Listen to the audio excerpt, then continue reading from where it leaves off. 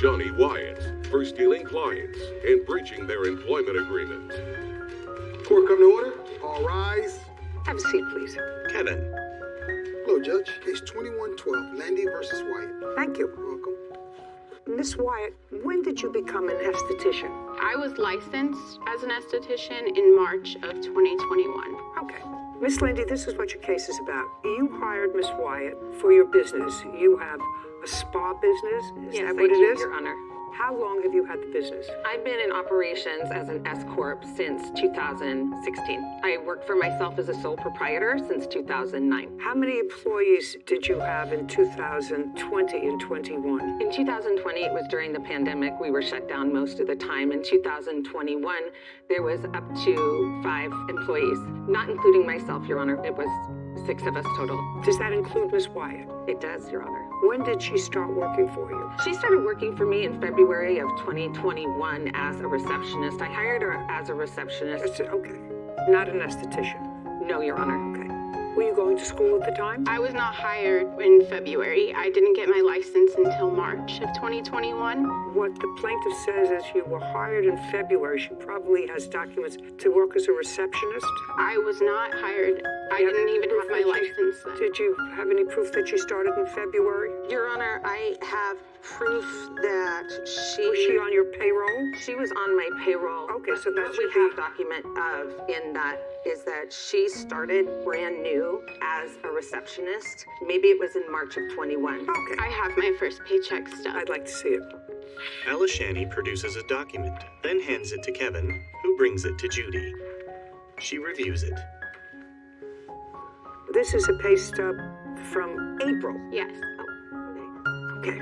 This is your claim. Your claim is that when Miss Wyatt came to work for you, subsequently as an esthetician, which she was, because she counted her among your 6 employees in 2021, that she had signed a contract which provided for certain restrictions should she leave. You don't have that contract. I cannot find it. It was supposed Okay, to be. you don't have that contract. Miss Wyatt, when you went to work for the plaintiff, do you recall signing a document? I do recall signing documents stating like what my job title was and like the documents that would go towards what we went over and things like that for training purposes. Okay. Your Honor, I have non-solicitation, non-disclosure agreement documents of employees. There's 4. Okay, Yeah. is this an employee of yours? No, it is not, Your Honor. Ever? Was ever? Never been an employee. Were either one of those 2 people employees, former employees? Tabitha Brown was. Was this a former employee of Tabitha yours? Brown was a former employee. At approximately the same time. She was an employee of mine for 5 years up until April 17th, Your Honor. Did she voluntarily leave or did you? She voluntarily left. Okay. Did she voluntarily leave to go to work with the defendant? I did not know that until the day defendant left. But ultimately you determined that she did. Sure did. Okay. She was with you for 5 years. Sure. Yes. I assume that if you have a business and you don't have this contract, which you allege if you could produce, had a specific non-compete clause in it, but you don't have it. She remembers signing something, but she doesn't remember exactly what it was. Can you stand up? Tell me your name. Tabitha Brown. Miss Brown, did you sign a contract when you went to work for the plaintiff? Yes, I didn't remember that I You did. did? Yes. But you did? Yes. Okay. Do you have a copy of her? I sure do. And Just a second. Okay. Do you have a copy of it? I don't. No, but you have a copy of what she signed. Yes. I'd like to see it. Your Honor. No. Just let me see the copy. I'm trying to reconstruct something just to get some general parameters of this case. Angela hands a document to Kevin, who brings it to Judy. She reviews it. Tabitha Brown, March 22nd, 2022. Different. Oh, that is not the non-solicitation, non-disclosure agreement. That's a different agreement. Those are contracts she has signed.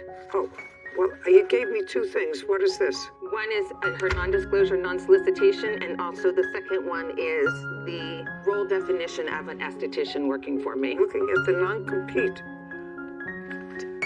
Judy scans the document.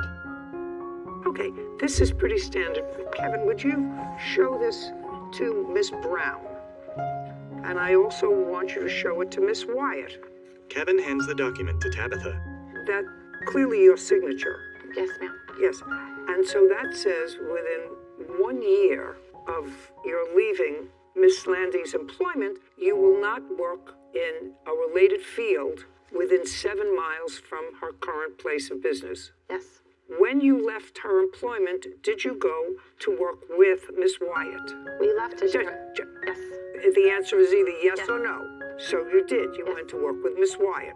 And when you went with Miss Wyatt, that was sometime in 2022. Yes, ma'am. What month? May of 2022. Your Honor, that's incorrect. Shh. I'm not needing your help. Okay. Caption coming up. In this case, you don't have a physical signed contract, so I don't see why you think that you have all documentation. I don't have documentation That's what I'm saying. due to the fact that I believe she stole the information out of my filing cabinet. Alishani shakes her head. The courthouse. The Judy Justice logo appears. In the courtroom, Angela, Alishani, and Tabitha. Angela Landy claims her former employee, Alishani Wyatt, stole clients and breached their employment agreement. Now, does Miss Wyatt have a location, a shop, a store, a place of business, or does she operate out of her residence? We share a space You share a space where? at a salon studios in Valencia. Have you calculated the distance between that space and Miss Landy's office? I have now And how far is it? 3.4 miles. Well, you're not allowed to do that, pursuant to the terms of your agreement. Correct. I don't have a copy of that agreement now. Well, I have it now, but at the time I didn't. It's from 5 years ago, and I never received a copy of that. So it was. I don't know whether you received a copy of it or not. It's your signature, and it's pretty standard fare. It's not that it's not standard fare. So, Miss White, what I have to do is sort of put together whether or not I believe that you, in fact, had the same document that you signed. Correct.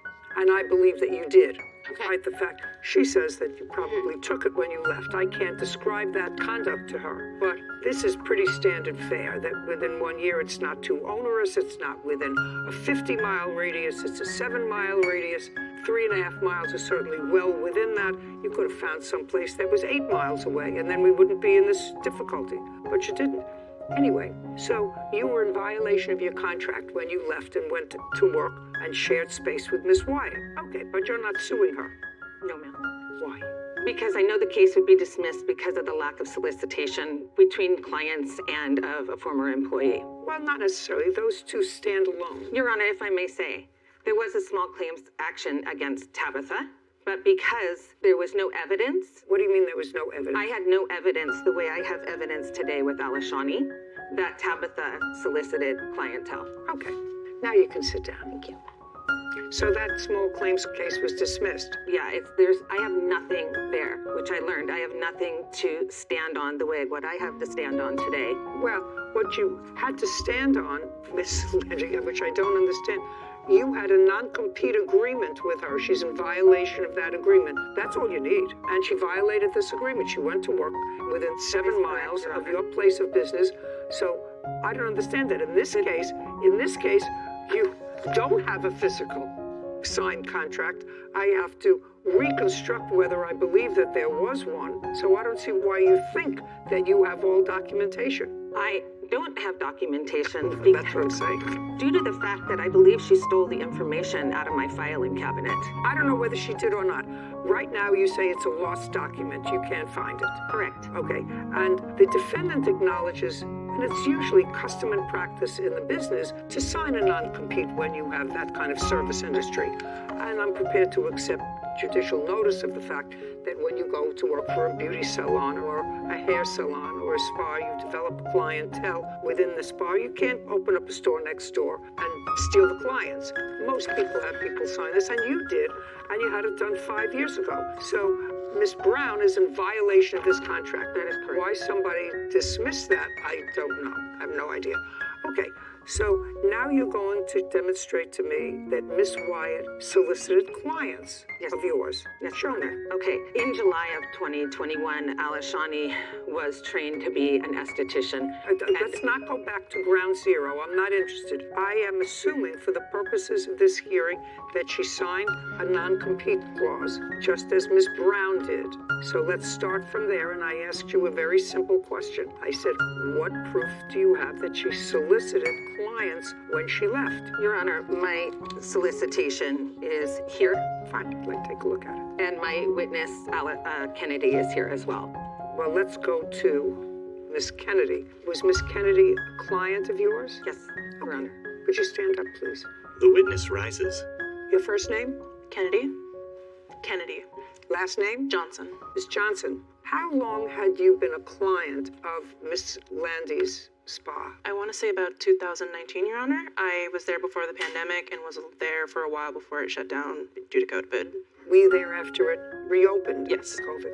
What kind of work do you have done there? I get sugared, which is using sugar, lemon, and I believe it's honey, and water. And you mix it together and it takes hair off of you. And who did that for you? I went through many of the clientele and the employees at Angela's shop at the time. So there were several people that, Alicia was one of them, as well as Tabitha. How many times did the defendant do the waxing? Sugaring. I want to say at least 5 times. Do you recall when she left Miss Landry's? I do not remember the date. However, I do remember getting a call from her company.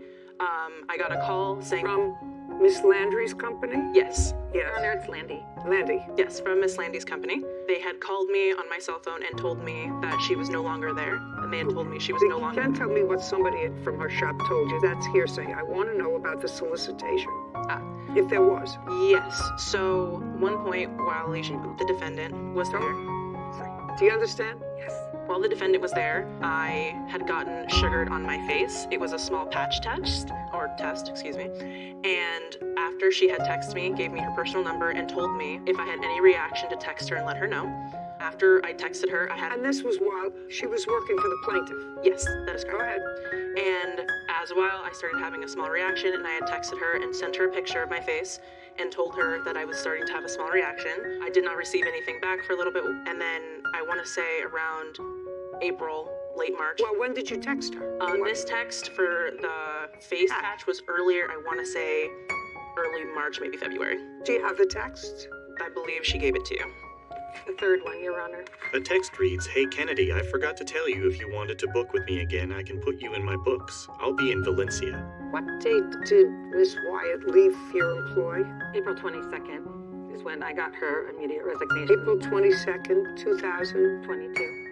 And is this what you're referring to? Hey, Kennedy, I forgot to tell you if you wanted to book with me again, I could put you in my books. I'll be in Valencia. That's correct. And is Valencia where your shop is? 3.2 miles away, Your Honor. No, answer my question. I have a question. Is Valencia where your shop is? No. That's my question.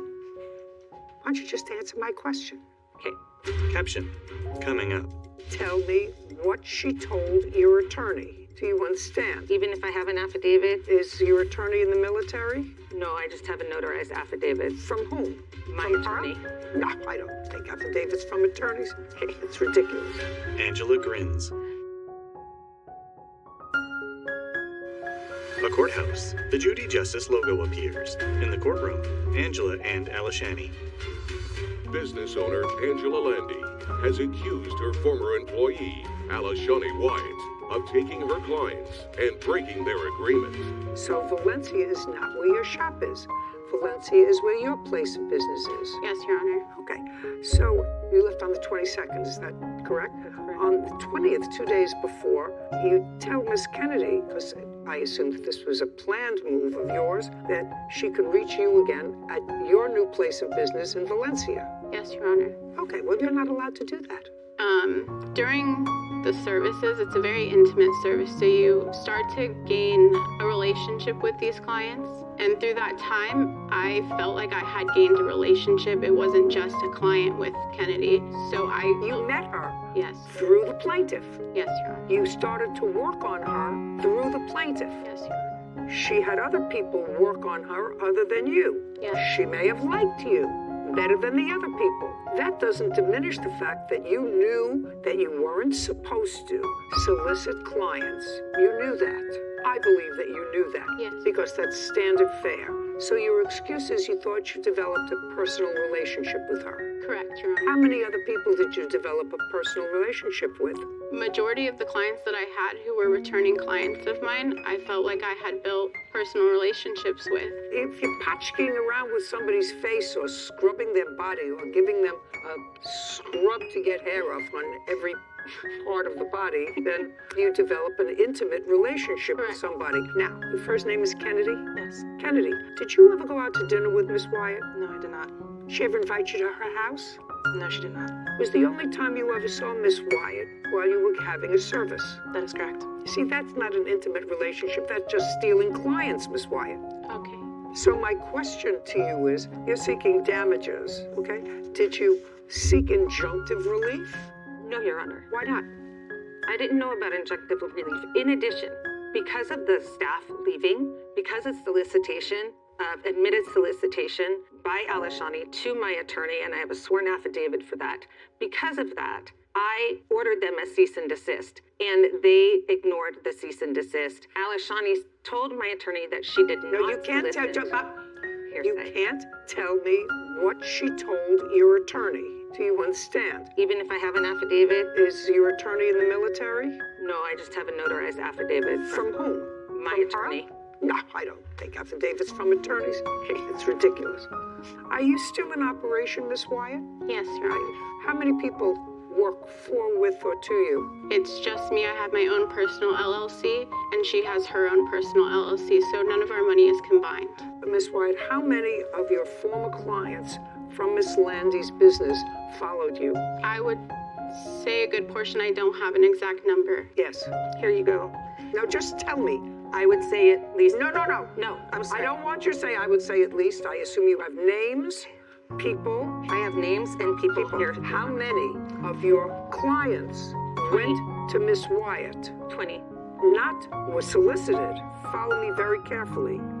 Not solicited by her, but actually left your business to go with her. Actually left my business to go with her. 20. Yes, Your Honor. I'd like to see. Does that sound right, Miss Wyatt? Yes, Your Honor. Then I don't have to see. She says that that's about right. Your Honor, I would also like to add that after I left, she did send out a mass text allowing all of the clients who had ever seen me to be aware that I was no longer there. So that also allowed more clients to reach out to me in different aspects. No, my dear, you made the mistake. Okay. You made the mistake by opening up an office within a 7-mile radius, which you can't do. Okay. You solicited her clients. I thought maybe just 1 or 2, but 20, that's a lot of clients. 20 recurring clients is a lot of clients. Miss Landy's request in her small claims case is the maximum of the jurisdiction, which is $10,000, and I think that she deserves every penny of that. Okay. Because what you did was wrong in a breach of your contract with her. Judgment for the plaintiff in the amount of $10,000. Well, Thank you, Your Honor. This court is adjourned. and I have to tell you something. That's ongoing, Okay. just so that you're aware. Alashani, then Angela. I felt like the work environment was very unstable. I have so many people to testify, including employees, that it's not a hostile work environment. And I was constantly anxious there. I was doing so much to improve the quality of the business by changing policies and procedures, I had to do what was best for me and my family. I'm a single mom, so hiring a business coach, working with an HR team. let the better business win, I guess. The better business has won. Sarah and Judy. I was a little bit confused. Maybe you can shed some light on it for me.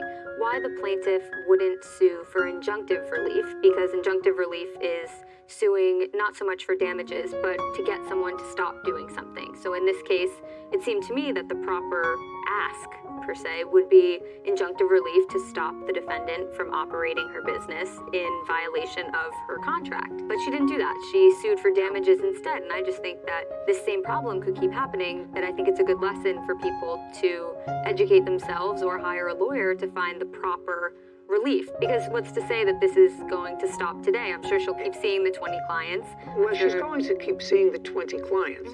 This judgment today was more compensatory than punitive, because if she had taken one client with her, well, she's in violation of the contract, and some token violation would have been appropriate, but she took 20 clients with her. I got the feeling from you that you weren't exactly in line with the $10,000 number until you heard about 20 clients.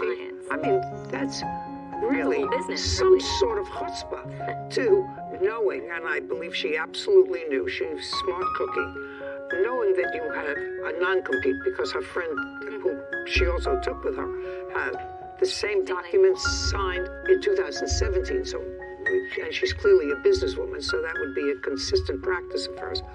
I don't know who took the contract out of the file cabinet. It's for another day. I reconstructed it. I actually don't know why she wouldn't sue for injunctive relief as well as punitive damages. It would have been an option for her.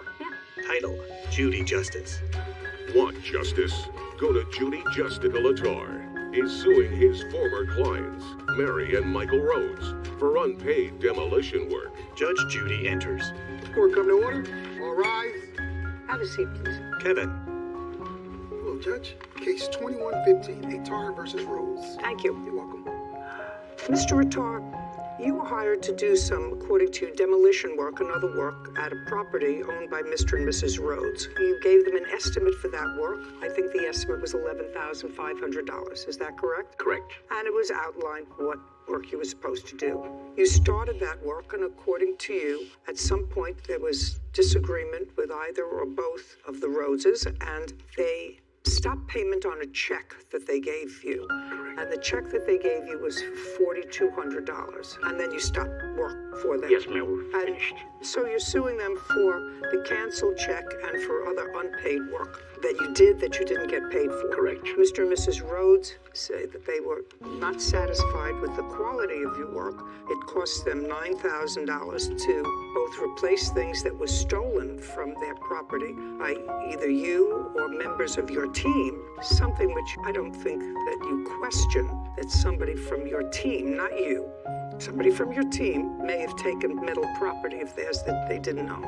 So let's go back. Mr. and Mrs. Rhodes, is this a new property to you, or is this a property that you owned for a while? It's a new property to us. That's what I thought. So is it a private house? Yes, and we were remodeling it. Okay, when did you purchase it? We purchased in January of 2021. Is it a single-family residence? How much did you pay for it? $769,000. Describe the property to me. It's in northern Altaloma, or Rancho Cucamonga. It's an acre property, has 2 levels on it, and a single-family ranch-style home on it right now. And what we asked him to do was demolition the lower half. Do you have a photograph? I do. I'd like to look at a photograph of what you wanted him to do. Mary hands photos to Kevin, who brings them to Judy. She reviews them. That's what the lower half looked like before. So this whole portion you wanted him Correct. to demolish To and remove the debris. and grade flat. Is that correct, sir? I guess you from here, ma'am. Okay, we'll show it to you. To demolish it, flatten it, fill it in. Remove all the debris. Yes. Okay. And did you have a written contract? We did not. Well, that's always a mistake. Always. How did you find him? I believe I got his business card. It was on my personal car, I think at Home Depot. We had bought this house and we tried to find somebody to do the work, but Mr. Rhodes, let me tell you that the best way to find somebody is not somebody who leaves a card on your car at Home Depot or any place else. It was a difficult time to find contractors with COVID and everything at that time. And at the time, I'm also going to add, because I read in the paper somewhere at the time, he didn't have a license. He did not. And you knew he didn't have a license. Yeah. That's the first thing I told him, Your Honor. Just a second. They didn't say no, we didn't know. They said we knew. So you got somebody who had no license to do what you wanted him to do. And you got his number from a card that he left on your windshield. Did you ask for references? That's either a yes or a no. No, and I'm not really sure actually 100% on where I found that card. I think it doesn't matter. Yeah. I mean, But he did tell us he was in the process of getting his license, that it was coming. Yeah. I know. What does that mean? It doesn't mean anything. You're two intelligent people. Okay. So you hired an unlicensed contractor to do work on your house and agreed to pay him $11,500. Now, Mr. Attar, the $11,000 included labor and materials. Is that correct? There was no material. It was labor and bins. Well, that's material. Labor and bins to remove Yes, ma'am. all the equipment that you needed Yes, ma'am. to complete the job. Yes, ma'am. I Is took a that picture correct? of before, too. Of what I was supposed to do, and I took a picture. Well, no, I have that. You have the wrong picture, maybe. Okay, I'd like to see the picture that he has. Kevin retrieves a photo from Attar, then hands it to Judy. I was supposed to do from the post all the way to the other post. Remove everything. And the pool and the deck. Mr. Attar, the $11,500 was an all-inclusive figure. Yes, Your Honor. One of the things that became an issue is a bobcat. Correct. From what I'm piecing together, you hired somebody in a bobcat to do a bobcat. That's a big piece of equipment that knocks down something. I rented a bobcat. And somebody who operated it. My worker.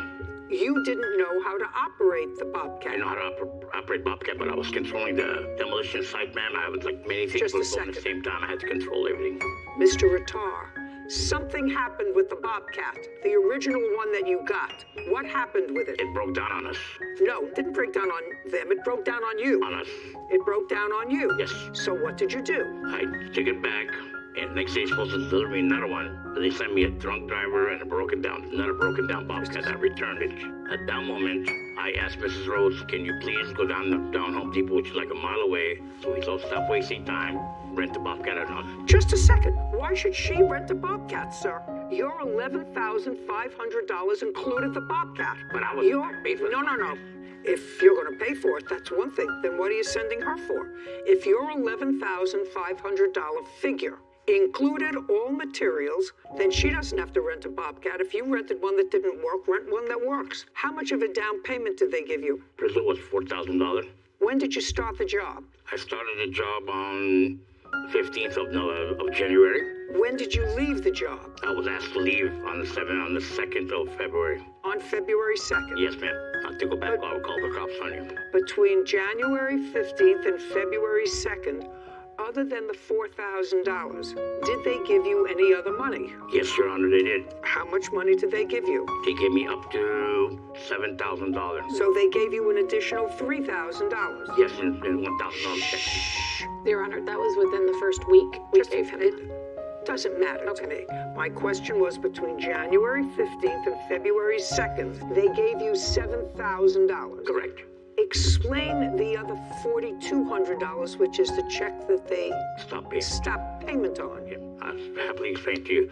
The bobcat she rented for me on her behalf. This cost $329 to rent per day. And I rented for one day only, but they charged me $800. No, that's not correct. Just a second. I didn't ask you anything. Okay. Caption, coming up. Do you have a photograph of what the property looked like when you left? Yes, ma'am. The last picture I took before I was kicked out of the property. You're talking, I'm not listening to you.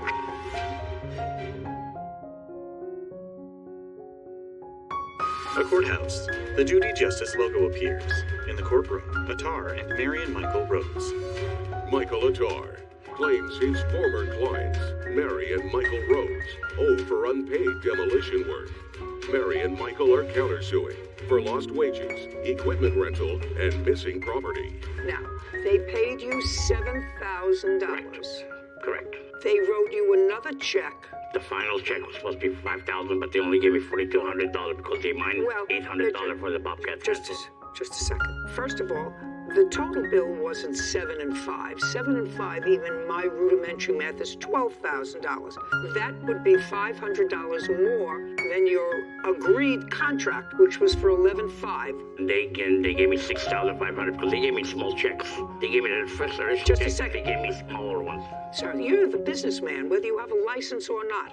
I asked you before how much money did they give you between January 15th and February 2nd, and you said $7,000. I didn't write it down, Your Honor. Well, you're here asking for money. And you have to write it down. I'm You have asking to for have work some... I've done performed already. No, sir. And I just did the job, Your Honor. I did 7, 8 other side jobs for I don't care whether you did 7 or 8 side jobs. Your original agreement with them was for $11,500, including all material. Now, what you said to me was that they gave you $7,000, and you said they're supposed to give me another 5. Well, another 5 is more than your quote. Ma'am, the balance was 5. How? The initial check, then they gave me 1,000, 1,000, 1,000. How much money did you give them all together that he cashed? $7,000. Then they owed you $4,500, pursuant to your agreement. We agreed to $11,000, not $11,500. 11,500, Your Honor. Anybody have any proof No, of no, what we had a verbal the agreed amount was? We had a verbal contract with me, Mr. Rhodes. Fine, I will indicate that it's $11,500. If they gave you 7, they don't owe you 5. They owed you the difference between $11,500 and the 7 that they gave you. Now, one of the things that you disputed, Mr. Attar, was this Bobcat. Who paid for the Bobcat? Show me. They minus it from the final price. Just a second. Was that an argument? The argument about this, Your Honor, is they rented for 1 day, but they charged me 2 days, $800. There's no Bobcat rental for $800 for 2 days. I got the Do you have paper, the bill I for the Bobcat? I do, yes. And it was for 2 days Over a certain time. because it was returned late. So they charged a second day. But in his text messages, he did request it for 2 days. Mary hands a document to Kevin, who brings it to Judy. Is that the total price? Yes, and I did not subtract it Just a from second. his payment. Total contract was $652.74? Yes. Do you have a photograph of what the property looked like when you left? Yes, ma'am. The last picture I took before I was kicked out of the property. You're talking, I'm not listening to you. Just show me a picture. Yes, ma'am. Attar hands a photo to Kevin, who brings it to Judy.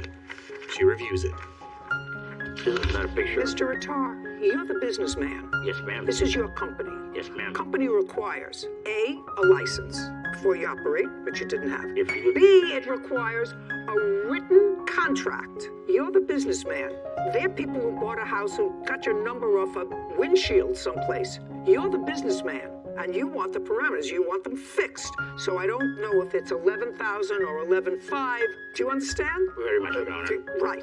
Well, that's your mistake. You look as if you've probably been in business for a long time. 14 years. And is what you're telling me you don't have written contracts? All my contracts are verbal. Then how many times have you been in court, sir? Never. Never. I've never had a That's- payment check. Never ever Well, paid me on time, Your Honor. It's a problem. So when you finished, the debris wasn't all removed. That wood, they kept telling me, don't touch it. Their neighbor, cousin, whoever's going to come pick it up. That was just cut cord wood. No, there's brick, there's wood, there's cement. We cleaned all that. I came personally cleaned all Just a that. second. What I asked you, Mr. Attar, was show me a picture of the property when you left.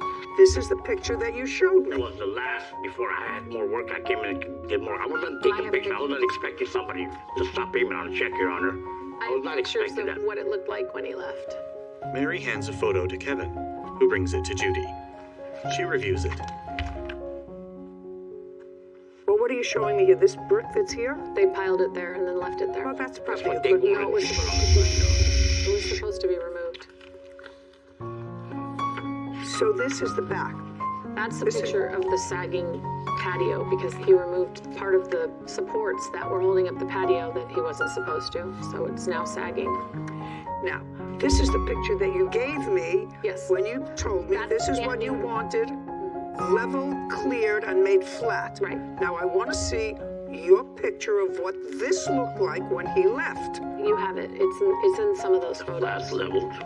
You're talking about this? Yeah. That's part of it. The close-ups, that's part of it. Well, it looks like most of the stuff is done. It looked like a lot of cleanup left. No, ma'am, we done all the cleanup. Well, I've was seen also- that, so then what you're supposed to do is take a It was photograph. We're taking pictures it was when I also was- buried underneath. These are the photos of when we did it ourselves and really leveled it out. And as we were doing that, we found so much buried underneath that should have been removed, but his Bobcat person buried it all. Your Honor. I mean, buried. All the debris, all the concrete. Okay, and- let me see the bill from the... No, we did it ourselves. We rented equipment and did it ourselves on his vacation. Oh, nice. Okay, $4,500 is so far what's owed on this contract. Now, your counterclaim is money owed for lost work, equipment rentals, labor and missing damages to property. What money owed for lost work? During the second week that he was working, he called and said that his crew had left. This was the second day of use of, or supposed to be use of the Bobcat that I rented. Okay, if you interrupt me again, I'm just dismissing your case. Do you understand? Thank you, Your Honor. Understand? Yes, ma'am. Very good. So Just explain lost work. Who's lost work? His. Oh, forget it. Well, he called and said his crew left. Forget it. He can't finish the job. You weren't living there. Not yet, no. You weren't living there. Okay. He wants to go. I'm not interested in his lost wages for taking care of his house. So far, you owe the man the balance on his contract, unless you had somebody else do it, which is absolutely fine. And I would look at that removal of debris, what it costs you, and you're absolutely entitled to that. Deducted from what you owe him, which is $4,500. But he didn't finish the job. Just a second. You tell me, how am I supposed to gauge how much of the job he didn't finish? Did he not complete $2,500 worth? $3,500 worth? $1,500 worth? I think the $7,000 we paid him was overpaid. He didn't have to end up removing an entire pool. He only had to remove... That's your problem. Just a second. I read that. You said it's not a big pool. It wasn't 8 feet. It was only 24 inches.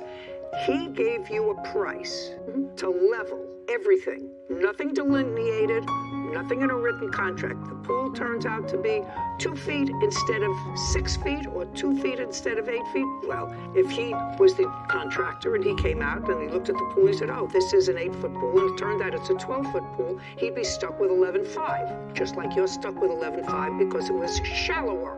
Now, you owe him $4,500 unless you want to produce for me bills that you have for rental equipment, etc., and I will absolutely deduct that from the $4,500. Just give me the bills and the amount of equipment. Don't say nothing, Mr. Retard.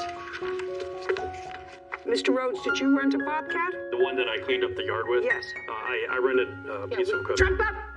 Yes. Caption coming up. And you know how they pick up metal? No, I don't know that, sir. There's people I'm a that drive down television the street with personality. drugs. I don't know about people driving down the street to pick up metal. I've never had somebody drive down the street and say, I'm looking for metal. They don't even come down my street and ask if I want sharp knives.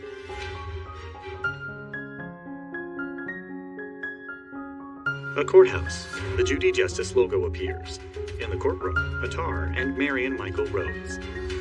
Michael Attar has accused his former clients, Mary and Michael Rhodes, of refusing to pay for demolition work.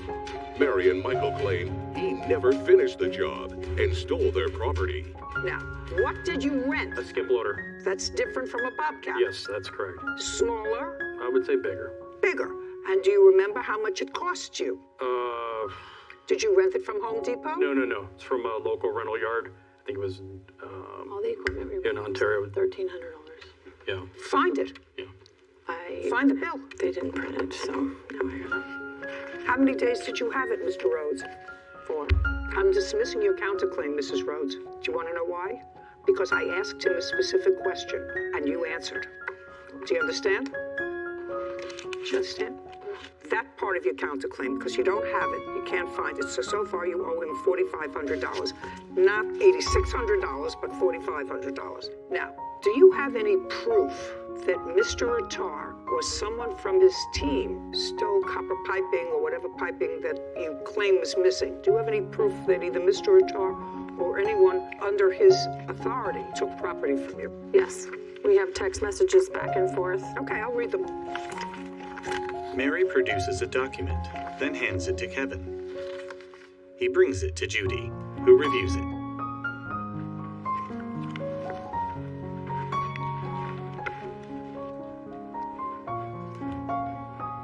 Okay, so what you're referring to with regard to the stolen property is you send a picture and there's a little piece of pipe there, one piece of pipe, and you say, Mike, did you or you guys happen to grind off 2 metal poles and concrete blocks? The kids use those for volleyball nets. And he says, oh my God, no sir, but I'm guessing the person whom I gave my metal to, no problem, Michael, please give, and I don't see the rest of this message.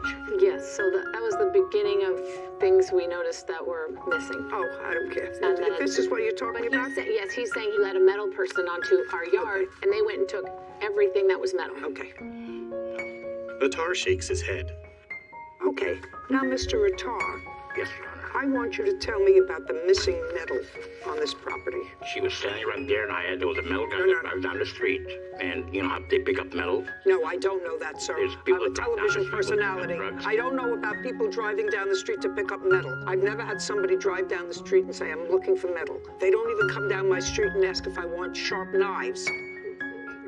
Okay. Do you understand? Very much, Your Do you Honor. understand? Very much, Your Honor. Okay. Who is this person? This person was picking up metal, and I Just a asked for sec- permission. I said, ma'am, just a can you second. come down the property? Just a second. Yes, ma'am. Was this person picking up metal for nothing? Yes, Just a second. Yeah. You're a business guy. Mr. Attar, somebody drives down the street and says, you know, I see you doing construction. Is there any metal around here that you want me to dispose of? Yes, ma'am, they do a lot. Yes. And then they look around. This is what you tell them. They look around and they take the metal for nothing. Yes, ma'am. This would be cheaper for me.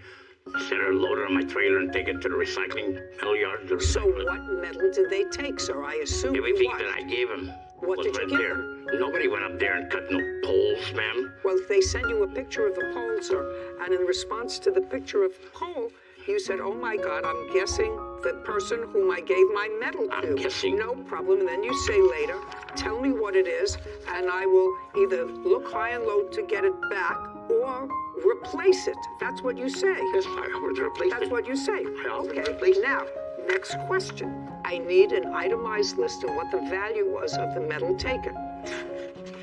No, there's a list of everything. They're listed in there.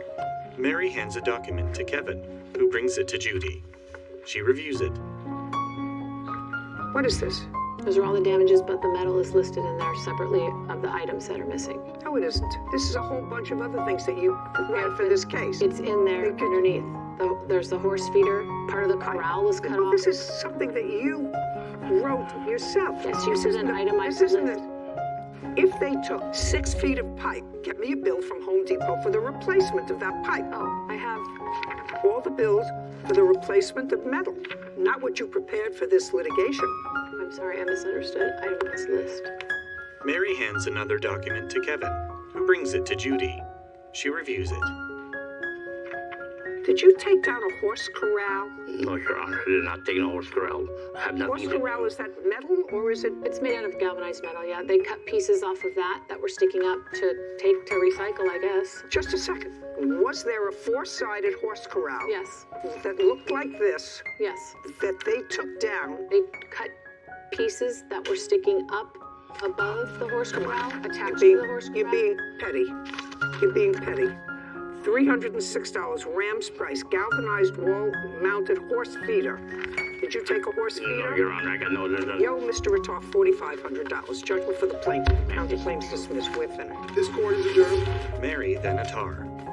Well, his equipment broke, and he wanted us to rent the equipment for him. Equipment died because things break down. And then the next day, he calls and says he can't finish it. At that moment, I didn't have a credit card to my name. And that's the honest truth. So we pretty much figured that was job abandonment at that point. I'm going to have a written contract in the future. Don't hire Always him. hire a professional. Sarah and Judy. I could not believe that your first question to him when he said that he'd been working as a contractor for 14 years was, and you've been working all 14 of those years unlicensed? I was waiting for the question. I was waiting at the edge of my seat and it never came. Different minds. Yeah, should have slipped me a note. I should have. You should have slipped me a note. No, that actually didn't cross my mind, but that's a good question. Yeah, oral contracts and no license.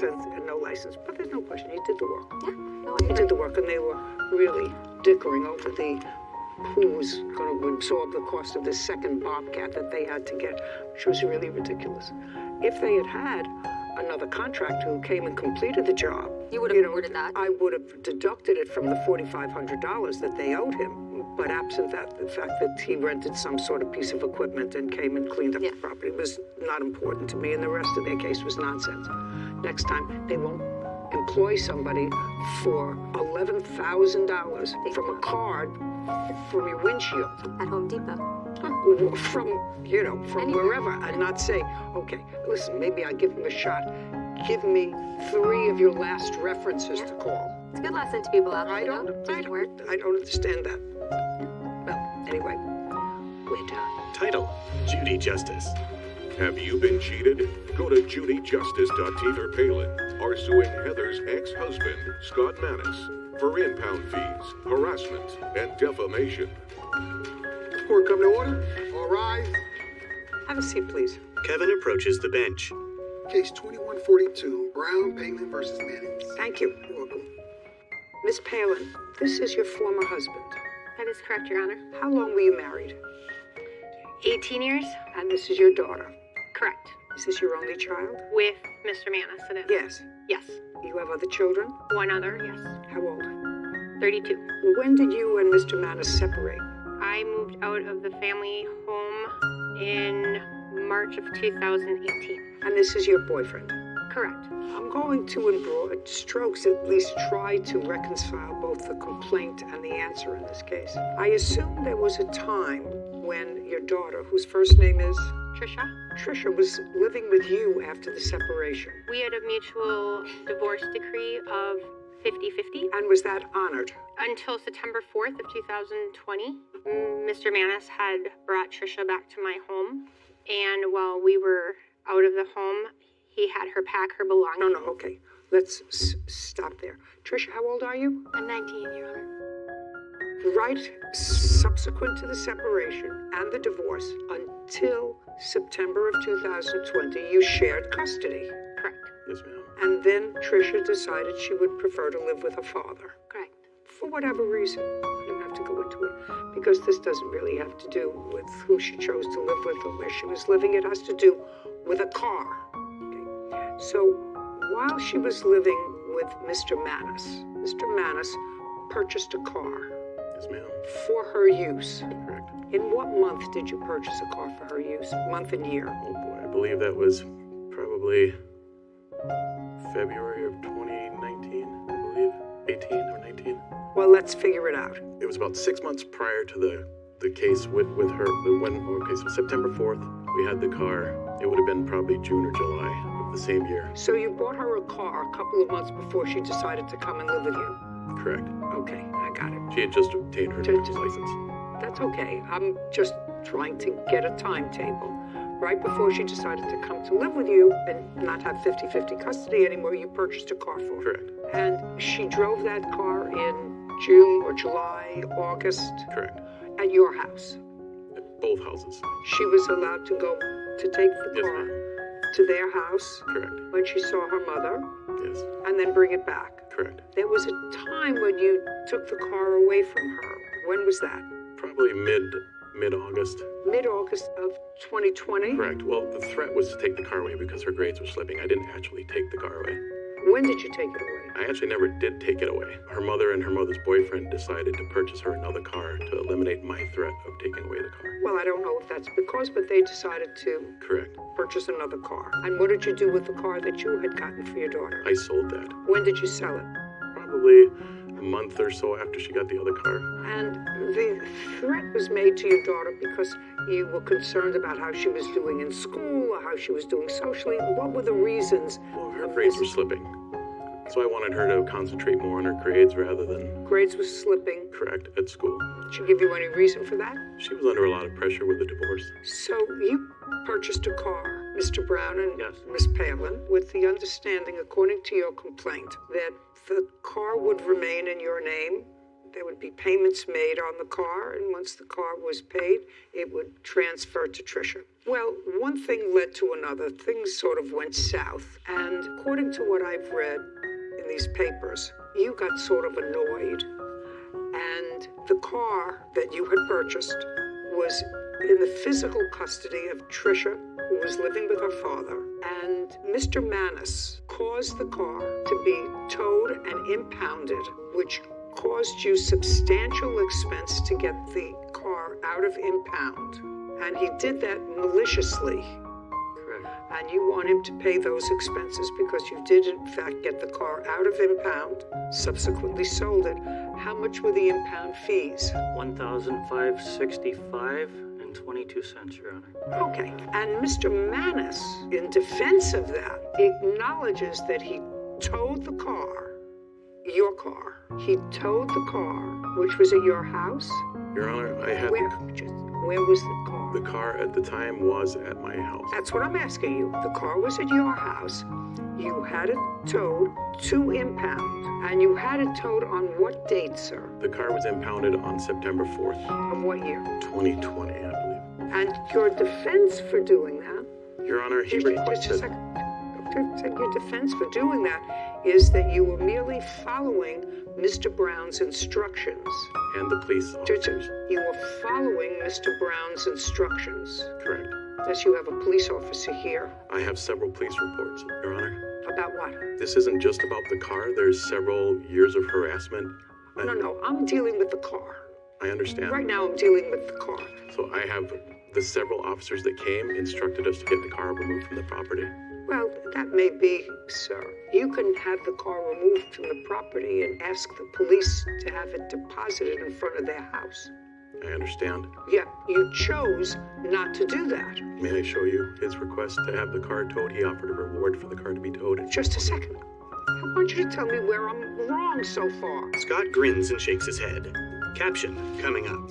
See, what we can all do to make her as unhappy as possible. So I really don't understand two people who probably, in their own way, love their child, but hate each other more than they love their child, which to me is absolutely bizarre. Scott shakes his head.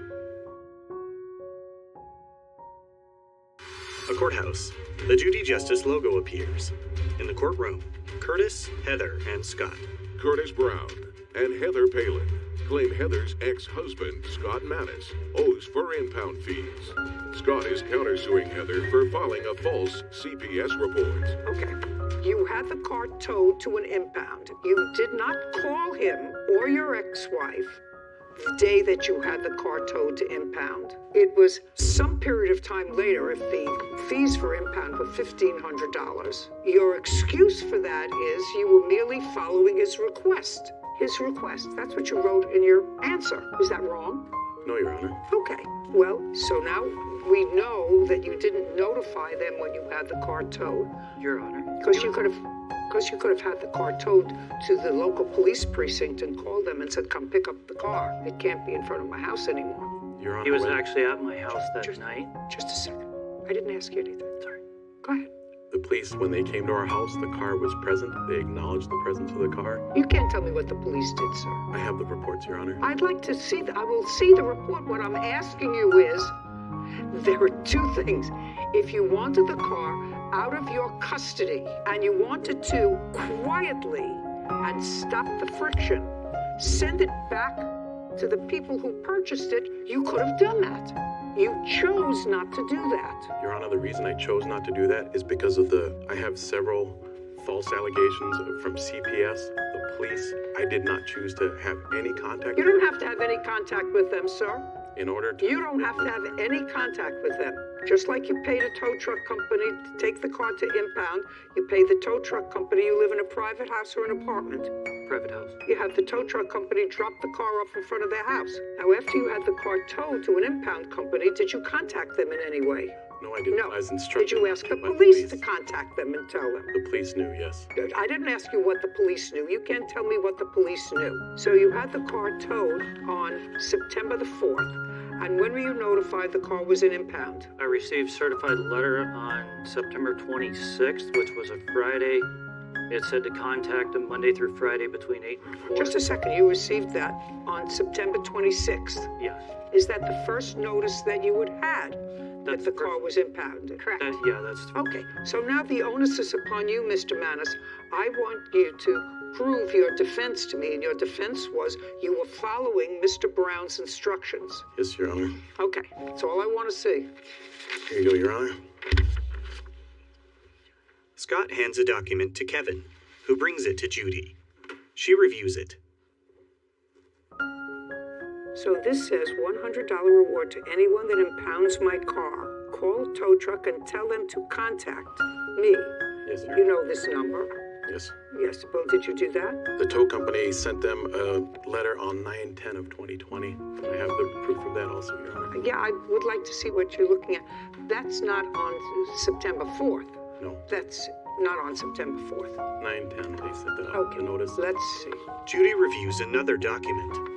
Well, this says that attempts were made on 9/21, 9/26, and 10/5. That's what it looks like, attempts made. That's when they had attempted to deliver, but they did not pick it up. So they had no notice. They had notice. No, did they not had pick no up notice. They didn't had pick it up. no notice. If they would have gone to their post office box, they would have had notice. If I had taller parents, I would have been 5'7". Heather grins. They had no notice. Okay, $1,565. That's what you owe them. It was a malicious act. Your Honor, this isn't just about the car. This There's is all. horrendous Listen to me. false This is all. allegations through This, CPS. If you would please. let me. You have a counterclaim. Yes, ma'am. And your counterclaim I'm going to hear. Right now, you owe Mr. Brown $1,565 because what you did was malicious. And I don't understand something. You have one child together. I assume that you don't want to make her miserable. That when she was born, you said, oh, let's see what we can do over her lifetime to make her as unhappy as possible. Let's see what we can all do to make her as unhappy as possible. So I really don't understand two people who probably, in their own way, love their child, but hate each other more than they love their child, which to me is absolutely bizarre. So right now, because you did a malicious thing by having their car towed and not giving them a heads up that you had the car towed to a place that was going to cost them money, you owe them $1,565. Now I'm going to hear your claim that they made false charges to CPS about you. Yes, ma'am. Your Honor, can I say something? About what? The car. Before you say anything, did I say anything that was inaccurate? Did your father have the car towed? The answer is he's acknowledged that. He had the car towed and put it in a place where neither your mother or her boyfriend knew where it was, resulting in their having to pay fines to get the car out. Is there anything that I said was wrong? That is partially incorrect because I had contacted my mother in the time and asked either... Okay, that's that I'll hear. You contacted your mother. I did contact my mother previously, not only on normal messages, but also on messenger messages, including how I wanted either the title or my money back and that they could have the car before that. Once the Facebook post was... All I want you to show me is that you notified either your mother or Mr. Brown that the car was impounded when you notified them. She also did ask my best friend where it was. All I want, that's all I want. Don't tell me what she said to your best friend who's not here. All I want to do is see where you notified your mother that the car was impounded. So there is this one about money in my account, which was about the car. I don't want to see anything about the car. I only want to see where you notified your mother or Mr. Brown that the car was impounded. I don't have the text about that, but I did notify her that it was impounded. Well, I don't know that, and it seems to me you weren't talking to your mother on a regular basis because there was a lot of acrimony. If you have it, you have it. If you don't have it, you don't have it. So, Tricia, you could sit down. Tricia sits. Caption, coming up. I'm telling you that it is inappropriate, the act of sharing a bed with a teenage female child as a father would give me cause to pause. Scott shakes his head. The courthouse. The Judy Justice logo appears. In the courtroom, Curtis, Heather, and Scott. Defendant Scott Manis has accused his ex-wife, Heather Palin, of filing a false report with Child Protective Services. Now, it was a malicious act to have the car impounded. There's no question in my mind that if they knew it was impounded, they would have gotten it out before. $1,565. Now, you want to show me what information you have with regard to filing a false CPS report? Correct. I have the CPS reports and the police investigator's report. Okay, may I see it, please? Scott hands a document to Kevin, who brings it to Judy. She reviews it. This report, it was in September of 2020. Yes, ma'am. Okay. It's been several years of these reports and just disgusting allegations. So you filed or you made allegations to Child Protective Services? CPS actually contacted me, Your Honor, regarding several calls that they had received for the welfare of my daughter, Trisha. In what year? I was contacted, I believe it was 2019, and again in 2020. They contacted you? Correct. For what? To do an interview because of a claim that was made regarding Trisha's safety. That were made by an anonymous source? I don't know who made them, Your Honor. In Minnesota, you can't make multiple reports by one person. I cannot call day after day to make reports. I'm just asking you, did you at some point claim that you had reason to believe that your daughter was being in some way physically abused by her father? That's either a yes or a no. Yes, to a point.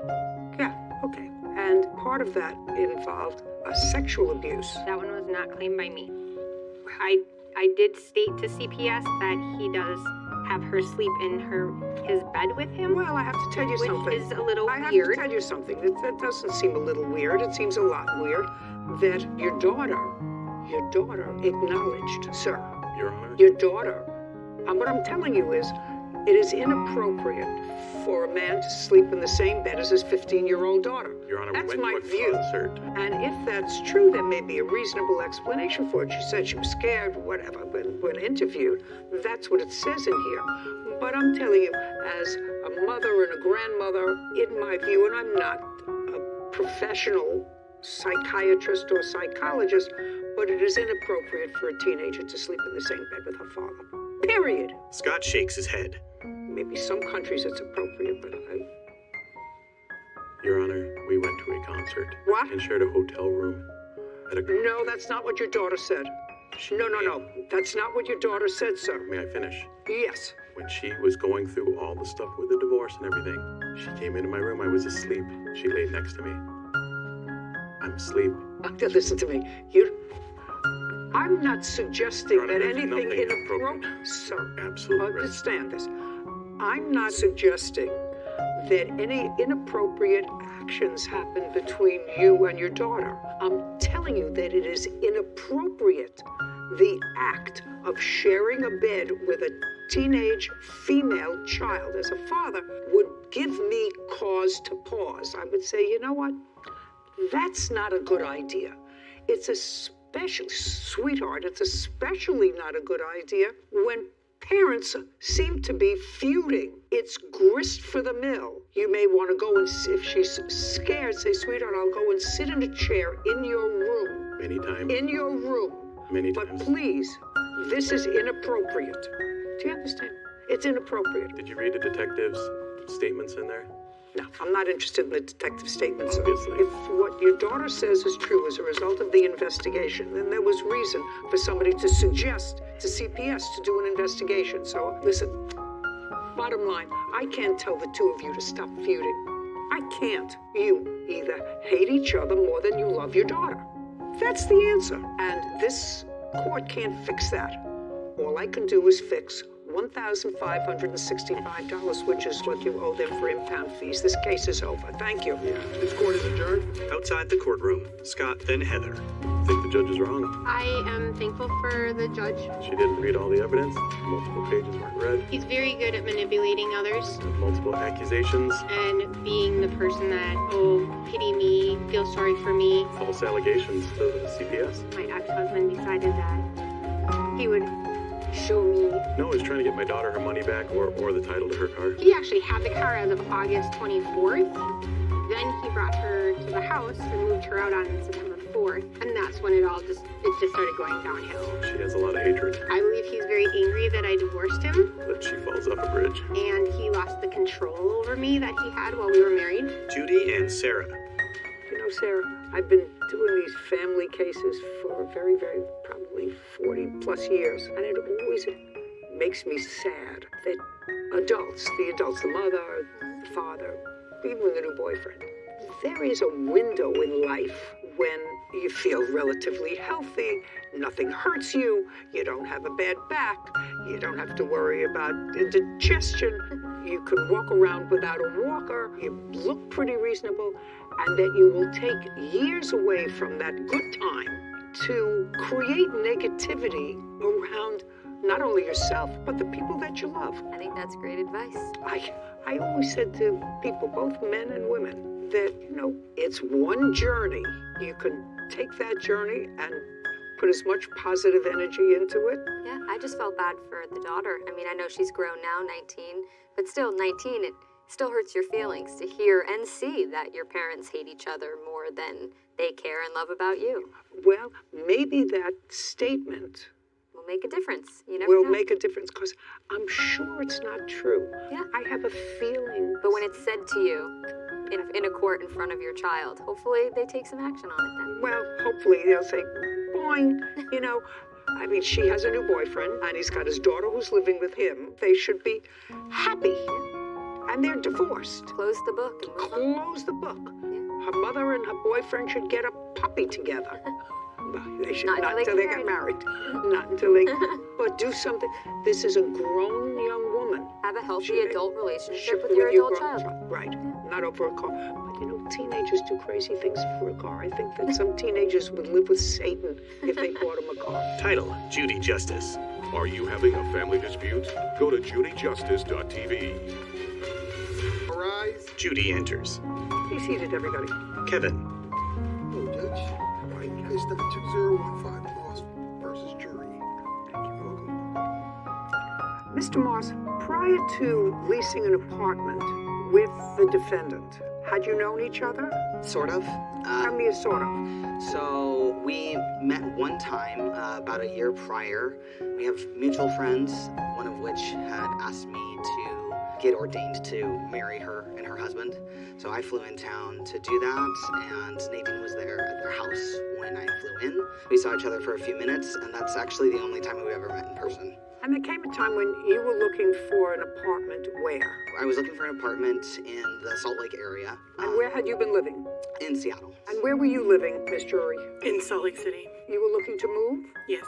So other than that one-time meeting when you were officiating at a mutual friend's wedding you hadn't met before, but somebody suggested that you were looking for an apartment, you were looking for a new apartment, and perhaps you could rent an apartment together. Yes, that's... Fair statement? In fact. Yes, ma'am. And in what month and year did that happen? It would have been in October of 2020 that this arrangement sort of came to be like, hey, maybe you should see if Nadine... Okay, but you did, in fact, sign a lease together. Who found the apartment? Nadine did. You did. Prior to signing the lease, Mr. Moss, had you seen the apartment? No, No is the answer. Did you ever see the apartment, other than videos or photographs of it? No, I never Prior to signing the lease? Correct. Also correct? Correct. On what date was the lease signed? On the 7th of November of 2020. The rent on the apartment was how much? It was $585 a month each. $1,170, Your Honor. So $585 per month each. You both signed it on the same day. Did you move in? I did. On what date? On November 8th. And you were still in Seattle? Correct. Did you ever move into the apartment? Never. And that is also correct? Correct. Because for whatever reason you decided to stay in Seattle? Correct. Is that work-related or socially? Social. And then you contacted her and told her that you weren't intending to move in?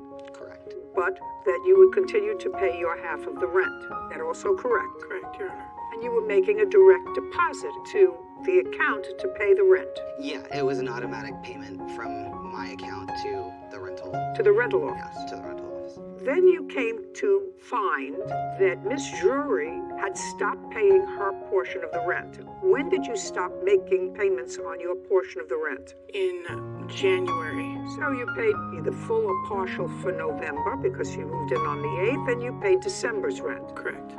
And you stopped paying rent in January. Why? I lost my job in December of 2020. So I'm going to outline now what this case is about. Yes. Mr. Moss continued paying his half of the rent until you found a roommate. Correct. And you found a roommate when? I believe I found him in February, and he moved in the month of March and started paying his half of the rent. So you didn't pay rent January or February? Correct. 2 months? Correct. And you had no work? Correct. When you found out that the rent wasn't being paid, according to you, in order to not impact your credit, you spoke to her. She said, I don't have a job. You said, I can help you out. I'll send you money. Is that generally what happened? Then I'll get into generally what happened, but there is a little more detail to it. I'm going to let you get to the details. All right. And you want that money back. The money that you advanced her in her time of need, which was how much in total? The total is $3,360. She did at some point pay me $300 back, so the amount I am seeking is $3,060. Okay. Are those figures accurate? Yes. And he gave you that money, not because you were good friends, because you were a relative. He had met you one time. Right. And he had, in fact, said to you, I will continue to pay my rent, even though I know you from hole in the wall. I will continue because I signed this lease until you find someone to get me off the lease. That's correct, Your Honor. And your defense, it seems to me, to this action is that he was really trying to scam the government by depleting his bank account so he could collect food stamps or whatever. And as a result of that, because he wasn't being honest with the government, you shouldn't have to pay him back. I just want to know if that's what I'm reading correctly. There was never an agreement No. payback. That's a different story. I'm going to read this over because, I'm getting elderly, and I may not have recalled exactly what you said in your answer. Judy looks down at a document. It doesn't say that here. It says several months later, after you found a new roommate, Emmett randomly reached out to me saying that I owed him money and demanded that I take out a personal loan to pay it. I refused. Emmett has some nerve. Not only did he break the lease, well, what difference does that make to you? He still was paying his half of the rent. So now you had a whole apartment by yourself and he was paying the rent, right? So why does he have some nerve? But he took advantage of me and used me to scam the system. So that's what I understand your defense is. It is. I have video evidence, Your Honor. Video of what? Of Emmett. Of Emmett what? Of Emmett explaining why he was trying to get on assistance and how he was like, it's fine for you to pay rent with this money because I'm trying to empty my bank account so that I can get on It is true. Okay, just a second. Let's say that's true. He's going, I'm just trying to, shh. Caption, coming up.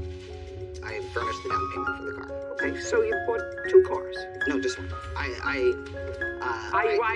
didn't have a vehicle at the time. Oh, I'm not believing you, sir. I'm really not buying this whole story.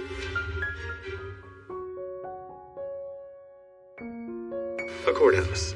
The Judy Justice logo appears. In the courtroom, Emmett and Nadine. Emmett Moss claims his former friend, Nadine Drury, owes for unpaid loans. Nadine says Emmett broke the lease they were both on. I'm just trying to get your mindset. I hate people who scam the system. But you got this money from him. And your defense is that he was trying to scam somebody else, so you shouldn't really have to pay him back, even though it was his money. It was his money. It was his money that he took out of his to. bank and gave to you. Right. For no reason. That I never agreed to pay back for a lease that he was legally on. He's responsible for that rent money no matter what. You mean so you get to live there free? No, I would... Well, just a second. So you get to live there free. If he paid for it for the months that you didn't, you got to live there free. He wasn't even living there. It's not as if he was living there and you didn't get to live there free. You lived there alone. And he was paying the rent. Yes. Well, why do you think you're not responsible for that once you get back on your feet? We never talked about a repayment. No. That's not... Okay. Now, we definitely talked about repayment. Now, I want you to explain to me and be very careful. Because, I've been in this system a very long time. So I know about social services, and I know about the system, and I know about welfare, and I know about food stamps. I know all about that. So you contact her. Yes. And she tells you she lost her job. Yes. Let's pick it up from there. Okay. So I found out through the payment portal that she hadn't paid rent. Yeah, we're past that. Okay. We're I past contacted that. her about that. Well, there was... Don't look up. Apologies. I sent her money that night. No. You contacted the portal, and then you had to have had a conversation with her. Right. To tell the truth, you don't have to have a good memory. Let's start with you contacted the portal, and you found out she hadn't been paying her rent. That was in January. Correct. January the 2nd. And January she hadn't paid rent, and you called her, and she said to you... She said to me that she didn't have money to pay, which I was aware of because she had previously told me that she I was aware that she had lost her job. Just a second. How did you become aware that she had lost her job? Because we were friendly with each other. We were talking several times a week via Facebook Messenger. Fine. You knew that she lost her job. Yes. And I assume you knew if she lost her job, and you were speaking several times. Let's be very careful. This isn't just calling the pay portal and finding out that this stranger who you met once wasn't paying her rent. You were speaking, and you knew that she had fallen on difficult times. And? I did. I didn't... Don't go up here. Right here. I didn't know that she wasn't going to pay rent on time. No, just a second. You didn't know what? On the 2nd was when I found out that the rent hadn't been paid. On the 2nd of January. 2nd of January. Just look at me. On the 2nd of January, you found out the rent hadn't been paid. What did you do? So I called Nadine to ask about it, and she told me that she didn't have the money. And so I said, okay, I have these extra funds because I, at the time, was also unemployed. I had been taking payments, unemployment payments, and then the COVID payment. And what? The extra payments for COVID on top of unemployment, because this was 2020. Welcome to Inflation 101. Right. So all of my payments had been late and had come in a lump sum. So that is why I had So your unemployment and your COVID funds came in one lump sum. Correct. And I want you to think very, very carefully. And you're living where, sir? Seattle. With whom? At the time, I was seeking a roommate. No. Where were you living? So I was living in Seattle. In Seattle with whom? No one. By yourself? Yes. Technically, someone was paying rent because they had moved out. No, you're looking up at the sky. Sorry. Don't look up at the sky. So somebody had moved out of their apartment. Yeah. Which had been prepaid in rent. Yes. So you were living there rent-free. No. This was my apartment that I lived in for 3 years. And someone else had moved in and then moved out. And they broke the lease, not me. They broke the lease, but they paid the rent. Correct. They paid their half. I was still paying my half of rent. I never defaulted on my rental payments in Seattle ever. And they were still paying theirs? Yes, so we were both each paying our respective parts of the rent. And I was paying rent in Utah. And you were paying rent where the defendant was living. Okay. So I want you to think very carefully. When you got your unemployment and your extra COVID money in a lump sum, how much did you get? What? No, don't look over there. You know exactly how much you got. Yeah. You don't have to think about it. Just give me a number. $10,000. Well, that should last you for a little bit. And you got $10,000 on what date? I don't remember. Month? It would have been in November. Okay, so now she's run out of funds, and you say to her, go ahead. By the time we get to January, I do not have $10,000. I have much less because of other circumstances. Like what? Like needing to purchase a car for the girlfriend that I stayed in town. A car? Yes. What else? Rental payments. That's it. Nothing. You bought your girlfriend a car? I did. Her car that she had was a beater, and it was unsafe. I don't care. What about your car? I did use it down. I furnished the down payment for the car. Okay, so you bought 2 cars? No, just one. I didn't have a vehicle at the time. Oh, I'm not believing you, sir. I'm really not buying this whole story. You're living by yourself with a roommate. The roommate moves out. Your girlfriend had a terrible car. You don't live with the girlfriend. Don't. But you bought her a car. You didn't have a car, but you bought her a car. I had, if we need to back it up, I had given up my car in a bankruptcy earlier in the year because of... In whose bankruptcy? My bankruptcy. Your bankruptcy. That is why I didn't have it. It's getting better all the time. Okie doke. It was an interesting year. That doesn't mean you don't owe money. It just means I have to know the characters that I'm dealing with. I understand, Your Honor. Okay. Caption, coming up. While you were going to the program, which you said it was in person, were you getting any government assistance that was connected to this trade school? That's either a yes or a no.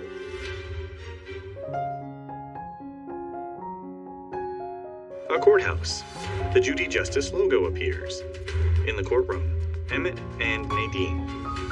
Emmett Moss has accused his former friend, Nadine Drury, of refusing to pay back loans. Nadine claims she was used by Emmett to scam the government. So now you've got much less money from the $10,000. You bought your girlfriend a car, you had to pay her rent, you paid your own rent, you had other things from bankruptcies that you had before, so you have a little bit of money left in the bank. Yes. Go ahead. So don't look over there, right here. That evening of the 2nd, I paid Nadine a total of $710, enough to cover the rent of $585, any fees it would cost her to go and withdraw that money from the bank, and she also asked for extra money for groceries. Just a second. You acknowledge a $3,000 amount of money that he gave you. Am I right? Yes. You say that that's correct. That includes the money that he's saying that he spent on rent, that he gave me for rent, and he's also asking for his deposit for the deposit for the apartment back. Okay, well, he's entitled to that. You have a new roommate who I'm sure you got a deposit from. She chose to not And if you didn't collect a deposit from what? Well, that's her problem, because she's going to get the deposit back. Yeah. Okay, well, that's reasonable. She's going to get the deposit back when she leaves. When you leave, if you leave the place in good condition, he was never living there, so if you don't leave it in good condition, then it's on you. I want to know about this video that she wants me to look at, where you tell us some sort of a scheme you have to get more money from the government. It wasn't a scheme. Why don't you tell me about it? So far we got $10,000 that was supposed to last you for 6 months, and you blew it on a coffee, a girlfriend. And so you may not call it a scheme.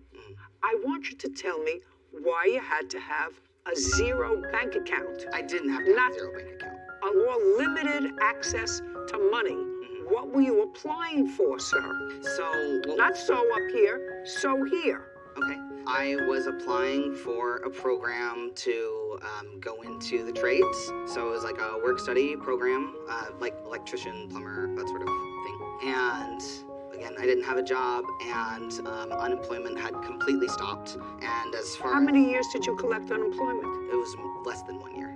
How many years had you worked? How many years have I worked? Yeah. I've been working since I was 16, so... Well, I'm surprised the unemployment totally ran out because they kept extending unemployment. People were on unemployment for years during COVID. When they cut me off December of 2020, they did not re-establish my claim. I kept applying and it was denied. So I don't know why, but it was. What kind of work do you do now? I work for customer service. Okay. And the trade school that you wanted to go to was to prepare you for what? To be an electrician was what I wanted to do. An electrician? Yes. And was this an online program? No, this was in person. Where? It was in Seattle. And how much did they give you to go to that program? They didn't give me money to go to the program, but the program was free of charge. Okay. So the government paid the tuition? I believe that Well, somebody pays the tuition, sir. Yeah. So the government pays the tuition. And while you were going to the program, which you said it was in person, how were you supporting yourself? So... Were you getting any government assistance that was connected to this trade school? That's either a yes or a no. Yes. I applied for food stamps and got food stamps. That is what I got. So you applied for some sort of assistance while you were going to this trade school, which you're not practicing now, and you're not an electrician. That is correct. And in order to apply for food stamps, you have to have a certain amount of money is the maximum you can have in your bank. That is correct. Okay. So that's the fraud you're talking about. That's why he gave you the money. Yes, ma'am. Okay. I mean, just a second. I also gave her the money because she was going to need the money for rent. Like, it was one of those situations where it was mutually beneficial for me to give her the money, but it wasn't. You're looking up at the sky. I understand what happened. So I wasn't going to have any way to support myself. I needed something to the $2,000 was going to cover the rent for my place and my place in Seattle and my place in Utah, and then I wasn't going to have anything left. I understand that it became mutually beneficial for you to advance her the money so that your bank account would have less in it so that you could receive assistance and also get free tuition at a trade school that you didn't use. My intention was to use it, and I changed my decision later. Do you think the trade school charged the government once you enrolled in it? Yes. Yes, of course they did. And you know how much the tuition was in the trade school? Yes, you have to know. No, it was free to you, but it wasn't free to the government. Right, the government pays $1,500 was what I was made to understand. Baloney. You people really somehow deserve each other, but you owe him $3,000. Madam, judgment for the plaintiff. We're done. This court is adjourned. I'm a little bit shocked to be made out as a government scammer. I mean, I lost my job and I wasn't able, and he bailed on the lease that he signed. Because that wasn't ever my intentions. I mean, I was alone. I had lost my job. I just didn't have any support. Definitely careful about getting money from the government. Just glad it's done. Glad I don't ever have to see him again. Haven't had to do that since this whole situation, and I intend to keep it that way. Sarah and Judy. You know, it's so unfortunate because the plaintiff looked like an intelligent enough man, able-bodied, seemingly, and he spent a lot of time, effort, brain power into bankruptcy proceedings, trade schools that would be paid for by the government, applying for food stamps, knowing what the threshold for food stamps is so that he had to get rid of a certain amount of money. That seems like a lot of time and effort that could have been better spent gaining legitimate employment or skills at a trade school legitimately. And it's just unfortunate that some people decide to take the path that I view as more difficult in searching for ways to get free money. Really unsatisfying. Yeah. If you think about it, unsatisfying. Maybe going forward, he'll take a different path. Maybe, I doubt it. Title: Judy Justice. Want justice? Go to judyjustice.tv. A suing salesman, Eric West, for deceptively selling her skincare products she never wanted. You know, I'm not sure she's entitled to a refund on all the products that she bought. I'm not thoroughly convinced yet that this was a situation where she was held against her will. But I've always been fascinated by these stores that want me to pop in and they give me a little white plastic thing and they stand outside, try this product. And, you know, you pass by and you say, no, thank you. And then it's, no, you're beautiful. You know, this can take away the wrinkles in your face. I say, I make my money with my wrinkles in my face. Right? And I don't want to take them away. I want them to stay. So that's what it is. So I've always been fascinated as to the business aspect of it. And I digress for a moment because there was some scam company that was all over the internet that said I had created a skin line years ago. Couldn't find them. And they had all kinds of accolades, and it looked like it was sold through major companies online and endorsed. They had pictures all over. It was a scam. And they've done the same thing to numerous other people. And it's all scam. And you can't find them because they're on telephone banks someplace. Here and here, and as soon as the federal authorities get to one, they close down one and they go someplace else, sometimes offshore. So we were unable to find them. So all you could do is get on the horn and say to people, I don't own a skincare line. I've never endorsed a skincare line. Don't buy products that say that they're mine. So I've always wanted to know about these guys who stand in front and try to get you into the store with a little packet of freebies. So now it's your joint business? Yes. How much did you put up? I honestly, I can't recall. You can't recall how much money you put up? You've only been there 3 years. I know, I don't remember how much the initial investment was. Well, give me an idea. Was it $5,000, $500? A lot more than that. Well, if it's a lot more than that, you want to tell me how much your contribution was. $100,000. It was a couple of $100,000. That was your contribution to the store. Uh-huh is not an answer. Yes, Your Honor. Where did you get the $200,000 from? I worked for it. For whom? I worked different jobs. How old are you? 37. And you had $200,000. You said a couple of $100,000. That's two. You had $200,000 so that you could invest that. Is that correct? Yes, and before having a skin business, I had a grocery store on the XL mobile campus in Spring, Texas. Okay. We generated some revenue, and so I thought to open a spa and do products, sell products, and go that route. And I really do pride myself in integrity. I literally, every client that walks in, and I'm not just saying that. So if you pride yourself in integrity, and within a few days of being in your store and selling this lady who had absolutely no intention of going shopping that day, an $8,000 beauty wand that's going to make her look like she's 30, she says, listen, I made a big mistake. I don't want this product. I want to bring it back. Let's say I keep the creams, but this was $8,000 and I don't have that. Why didn't you take it back? Your Honor. That's a question, Mr. West. If you pride yourself on integrity. I'm explaining. She came back way past the allotted time. What's the We allotted have a time? 14-day in-store exchange only for in-store credit policy when you purchase a product. She told me that she was using her husband's credit card. Now I'm coming to find out that it's her roommate or guy that she's living with. I don't know the whole story, but I can tell you that the whole interaction with her was extremely professional. There was no I just aggression. asked you why. Now you have a lady who I've met actually. Yes. Just here, and she gets home and she said, my God, what did I do? How did I get this? A lot of fast talking here and a lot going on, and now I'm walking out with almost $10,000 worth of product. And I was going to buy a lipstick, and she says to you, I want to return this wand thing, whatever it is, for $8,000. And if what you're saying is you run a reputable business and you're busy and you had enough money to put down $200,000 in this business, by the way, you do file taxes every year, don't you? When was the last time you filed income tax returns? What year? This year. How much did you earn? $173,000. From this business? From different businesses, but yes. Are you in this location all the time? Yes, typically in that location, yes. When you're typically not in that location, where are you? Florida. Where? Miami. What do you do in Miami? Well, most people do, sit on the beach. Well, how often do you work? Pretty much almost every month, and I take my weekends and I fly and spend 3 days and then work. In Miami? Yeah. Go from California to Miami. Great. Caption, coming up.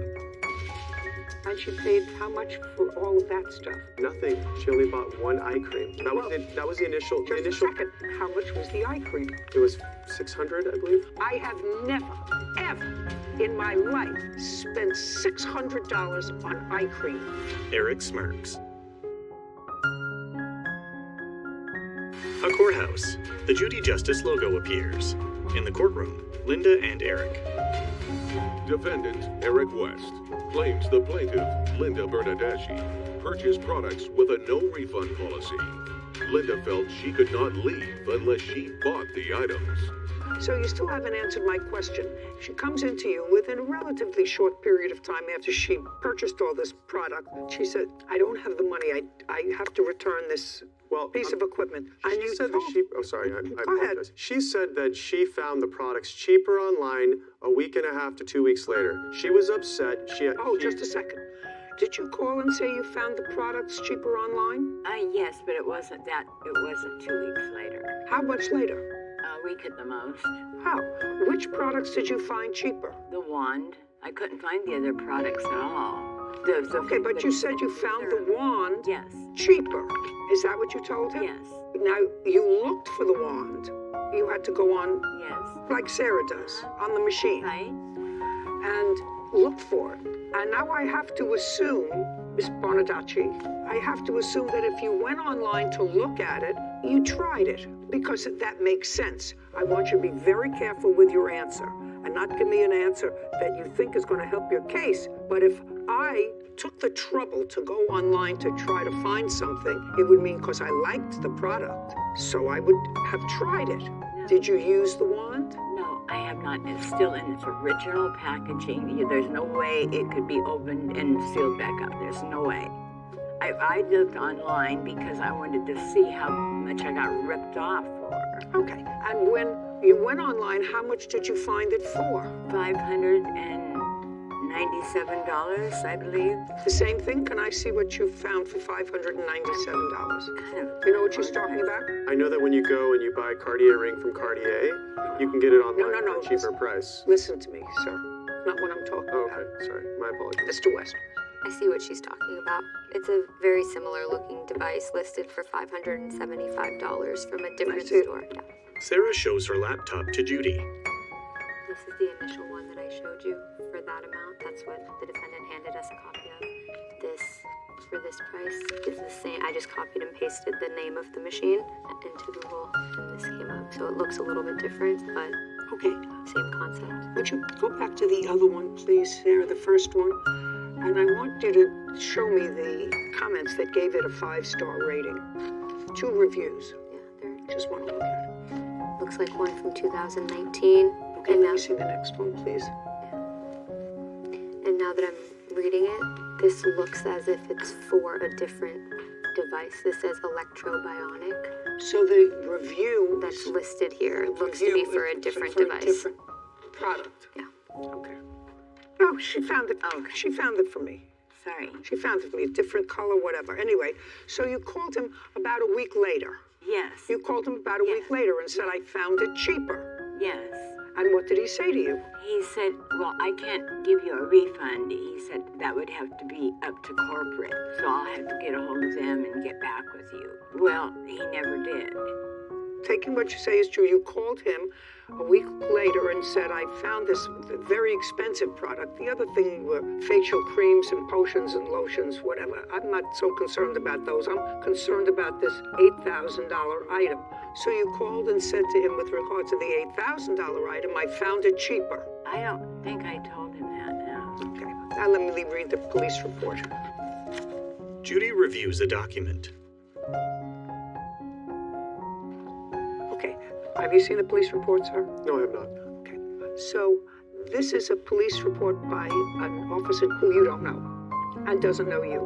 What happened was on the 8th of March, he received a dispatch to go to a location because the plaintiff had complained that she felt on the 21st of February that she couldn't leave the store and she spent over $9,000 at the store. So he went to see her because the case was a false imprisonment case. And it said, while officer was en route, he asked his dispatch if there was any history involving your location. And it said there were 2 previous incidents involving your store. You're aware of that? Yes, Your Honor. Yes. And he read the papers of the events. There were 2 different complaints, 2 different complainants that were very similar that were reported by this plaintiff. Said that the other 2 victims were lured into the store and they felt as if they were not able to leave until they purchased products. One of the reports stated that the victim had spent over $100,000 on recurring charges and products that she didn't want. So, in a very small area, there's a little history there. I'm reading you what the complaints are, sir. Do you understand? Absolutely. Okay, let me finish. She continues reading. Okay, so the next day on February 22nd, you said you wanted a refund for the device. This is what you say, not for the creams, not for anything else, just for the device. Okay. Your Honor, she didn't pay for the creams. She paid for 1 cream out of all the creams that she got. Whatever. Okay. But that's not where you made your money. No, I know, it's on the machine. That's not where you made your money, is on the lotions and potions. Okay, suspect 2, that was you, told him he was unable to give her a refund and would have to be done by corporate. Were you the one who told her that? I spoke to her. That's No, either I a did not yes say or a that. no. No, I did not say that. Tell me what you said. I told her that she signed a no refunds agreement and she understood that she purchased the sale, that it was a final sale because she got what she received. What did she receive? She received 6 months worth of services that she did not want, which were complimentary. She also received a full skin regimen, day cream, night cream, cleanser, toner, eye serum, eye cream, peeling gel. And she paid how much for all of that stuff? Nothing. She only bought 1 eye cream. That was the initial. Just a second. How much was the eye cream? It was $600, I believe. Caption coming up. Do you still run that place when you're not sunning in Miami? No, and those are the only. Just a second. It takes an awful lot for somebody who feels as if they've been taken advantage of to actually go to the police and said, I was duped by this dope, or a dope that was duped by this dope. A courthouse. The Judy Justice logo appears. In the courtroom, Linda and Eric. Defendant Eric West claims the plaintiff, Linda Bernadeschi, purchased products with a no-refund policy. Linda felt she could not leave unless she bought the items. The eye cream was $600. Okay.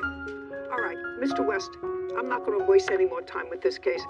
You're going to get your $8,000 back when Mr. West gets back his sealed wand. Do you understand? Yes. If it's been opened, It hasn't. if it's been opened, it belongs to you. Do you understand? Yes. If it's been opened and it came in a sealed package, it belongs to you. As soon as Mr. West receives, you're still in the same location. Are you still in the same location? That's either a yes or a no. I'm not in the location, no. What? There's another operator there, but just for the record, I believe that we opened the device because she wanted to know how to use it at the store. Just a second. Okay. So then you have no problem, Okay. sir. Do you understand? Yes. Unless she can return the item to you sealed, because she says it's sealed, and there's no way that it could have been opened. That's what she told me.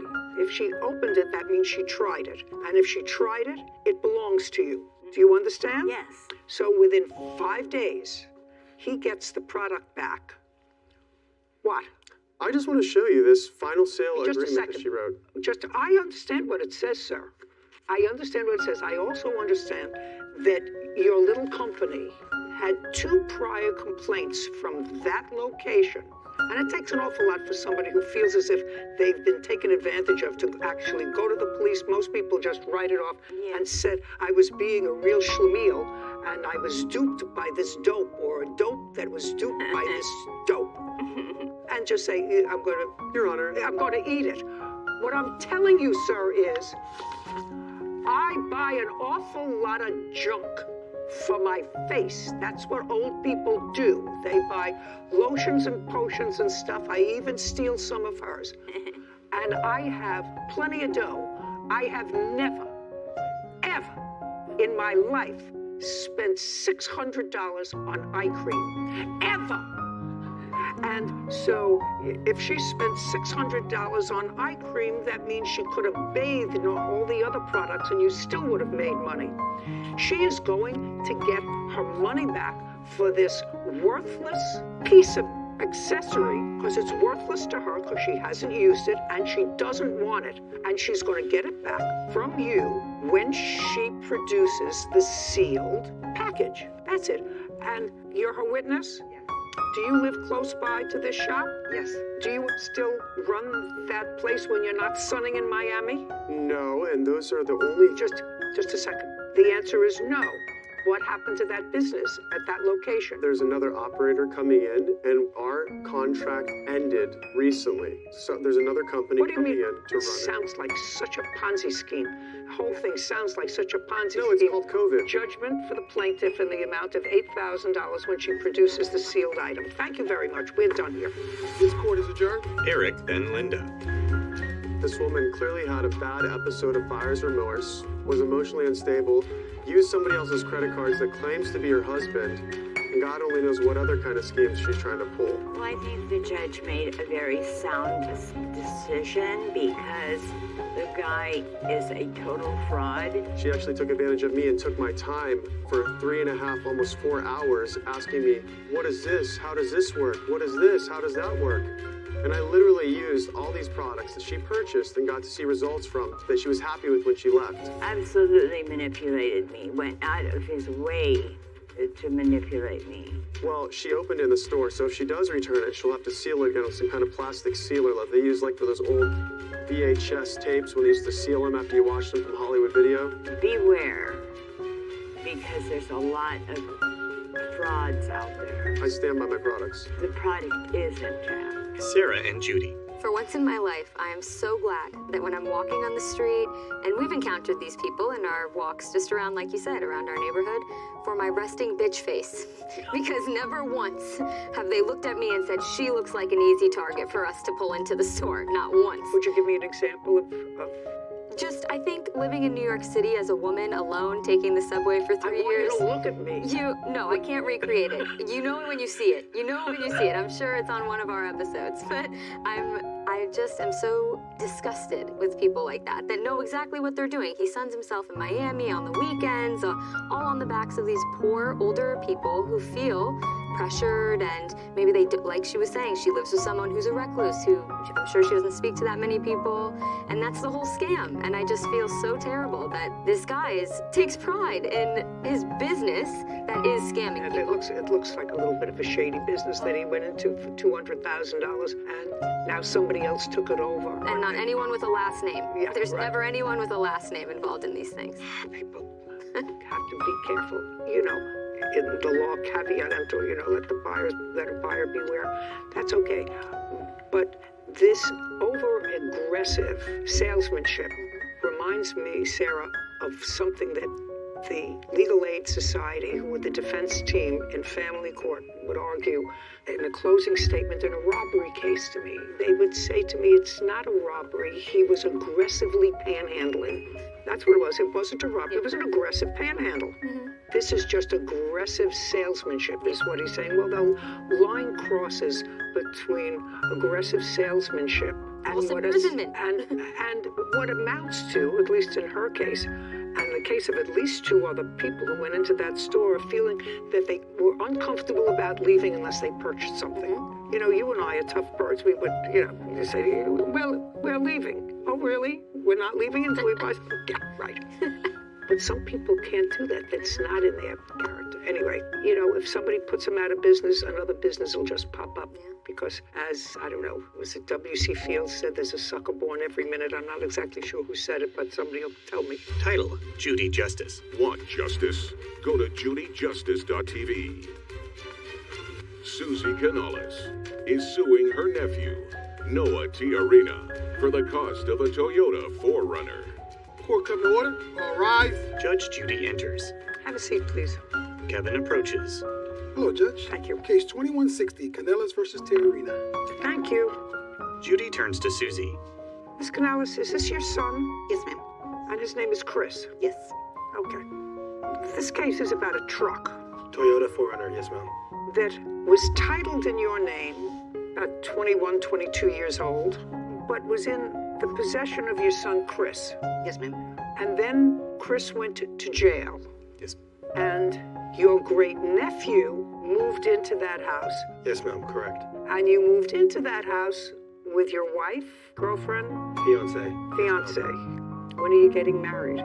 So we're waiting on our second daughter in February, so after February. Okay, well, that's not the way we usually did it 100 years ago in the Stone Age, but I understand that that's the way a lot of people do it these days. Anyway, you moved onto the property. When you moved onto the property, in addition to some other things, there was this truck. When did you give your son the truck? In what year? It's always been his truck, but I titled it over to him in 2021. Okay, so you signed over a title to him. Yes, ma'am. So it's not your truck anymore. So what are you doing here, suing for it? He was never able to go and transfer the title or go and register it, so, Because there was not one. If you say that again, it won't be good for you. We don't shout out here. I run a very organized shop. Got it? Yes, ma'am. Okay, so you acknowledge that it's always been his truck. Did you buy it new? I bought it used for graduation in 2005. What's the value of it? Just between 3,000 to 5,000, but that's based on 100,000 miles and good condition. So. Okay. Chris, stand up, please. On what date did you go to jail? April 20th, 2022. How long were you there? Till July 11th. What were you there for? Drug charge. Is that still pending? No, ma'am. When you were arrested or when you were incarcerated, was there an engine in this truck? Be very careful in your answer. Was the truck running? Yes, ma'am. How many miles did the truck have on it? Roughly 220,000.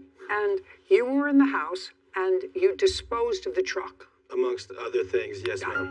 All we're talking about here is the truck. Okay. On what date did you dispose of the truck? In August, whenever me and Susie made a verbal agreement for me to have ownership of the truck because it was no longer running. How did you dispose of it? It was towed away to a junk shop and used for parts. You have any paperwork? I have paperwork for the towing. Great, I'll see the picture and I'll see the towing receipt. That tells you that it wasn't working. With the new mileage, about 1,900 to 4,000 would be the range. Again, for good condition. Judy reviews a document. Okay, and this is an invoice for $75. Junk vehicle towed, no keys, no title, doesn't run, wrecked. Kevin, show this to Chris. Kevin hands the document to Chris. So that's what you're suing for. You're suing for the value of the truck because it's been junked, so you want $5,000. The truck, at best, if it were running, would be $1,900. According to this, it wasn't running. Now, Mr. Tiarina? Yes, ma'am. I want you to tell me the conversation you had with your aunt. Her son was now out of jail. Because if this happened in August, you got out of jail July 11th. Yes, ma'am. Where did you go? I went to my mother's house. And that was before the truck was towed. Yes, Your Honor. Chris, did your cousin tell you that the truck wasn't running? No. When did you find out that the truck wasn't running? I was always assuming that it was running. I did attempt to contact him, and he told me to come pick up the truck. And I told him I was on my way. I believe it was on the July 15th. We have the text messages here. I'd like to see them. Chris hands documents to Kevin, who brings them to Judy. She reviews an image of a text message. Okay, so this all sounds very civilized. Yes, ma'am. Okay.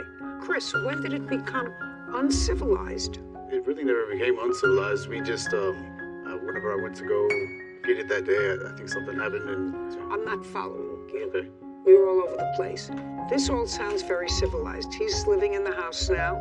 You are not. Right. Some of your stuff was still there. Correct. You know each other a long time. He said, some stuff I'll throw away. You said, okay, but the other stuff I've got in the house, come by and pick it up. Okay. Yes. At that time, he had to have told you that the truck was not running because he said the truck is at the exact same spot where you parked it. Right. Well, I just assumed they didn't have the key because a lot of my belongings got thrown away. Well, they didn't have the key because the people said that there was no key. Right. That's just why I assumed the truck was still in the same spot. Okay.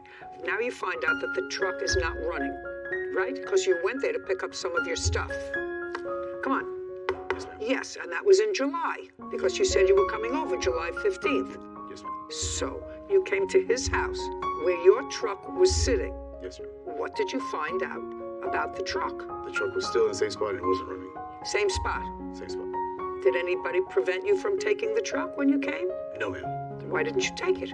Just simply for the key. I didn't have the key to turn it on. Just a second. April, May, June, and July. So the car had not been touched in 4 months. That's what you're telling me, while you were incarcerated. And if you just said to me the car was in the same spot from the time you left now, and there was no key, so you had no idea whether the truck was running or not, right? Well, I just assumed that it wasn't running because of the key. Well, the no key. if you were that interested, you would have found out. You would have called a mechanic, they would have come, they would have jump-started the truck, and somebody would have made you a new key. Then you could have taken the truck. He doesn't have to keep your truck on his property. Well, first of all, my family member said that they were evicted. They had not been evicted. What evicted? What does that have to do with the truck? At the time, Your Honor, he, of course, was incarcerated. No, he wasn't incarcerated. He wasn't incarcerated when you gave him the truck. No, he was not. No, I see. I have the dates here that you told me. He wasn't incarcerated. He wasn't incarcerated for a year, and he didn't transfer the title. I asked my family member if I was able to go into the house and remove all his items and look for the key and the title so I can have the vehicle removed, and everything was thrown out of the house. So when he came to pick it up, it was gone the next day.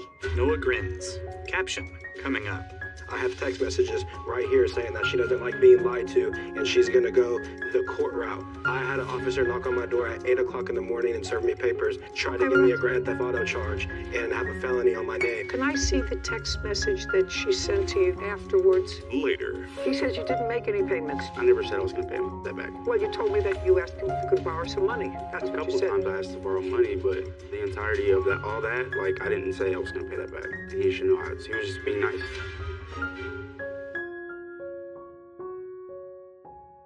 A courthouse. The Judy Justice logo appears. In the courtroom, Susie, Chris, and Noah.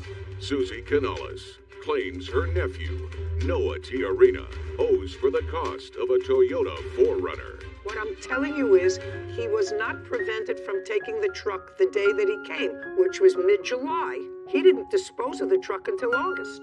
That's what this receipt says. I think. Now, this invoice was prepared 2 days ago. Yes, ma'am. Well, this doesn't say when they took the truck. How did you get this invoice 2 days ago? It was from August.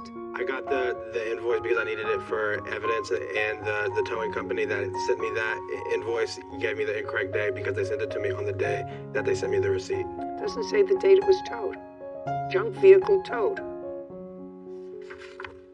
You have any email communication or text communication immediately after the vehicle was towed or before? With her? Yes.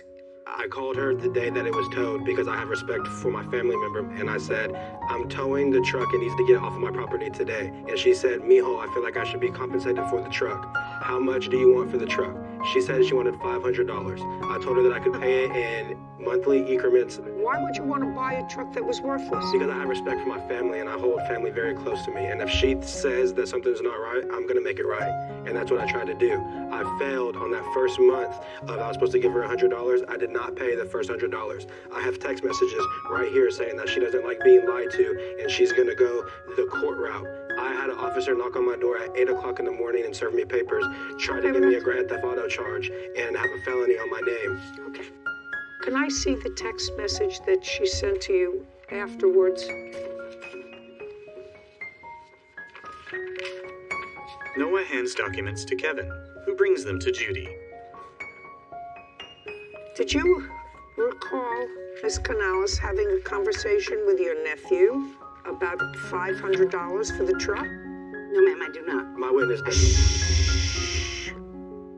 How was he supposed to pick up the truck when he just got out of jail the day before you had it towed? And I asked for permission to look for the keys and title, but everything was moved out of the garage. At that time, I was taking my mother to the hospital. But it's okay, I just got to go through the court process. Regardless, you're going to get your money, Aunt Susie.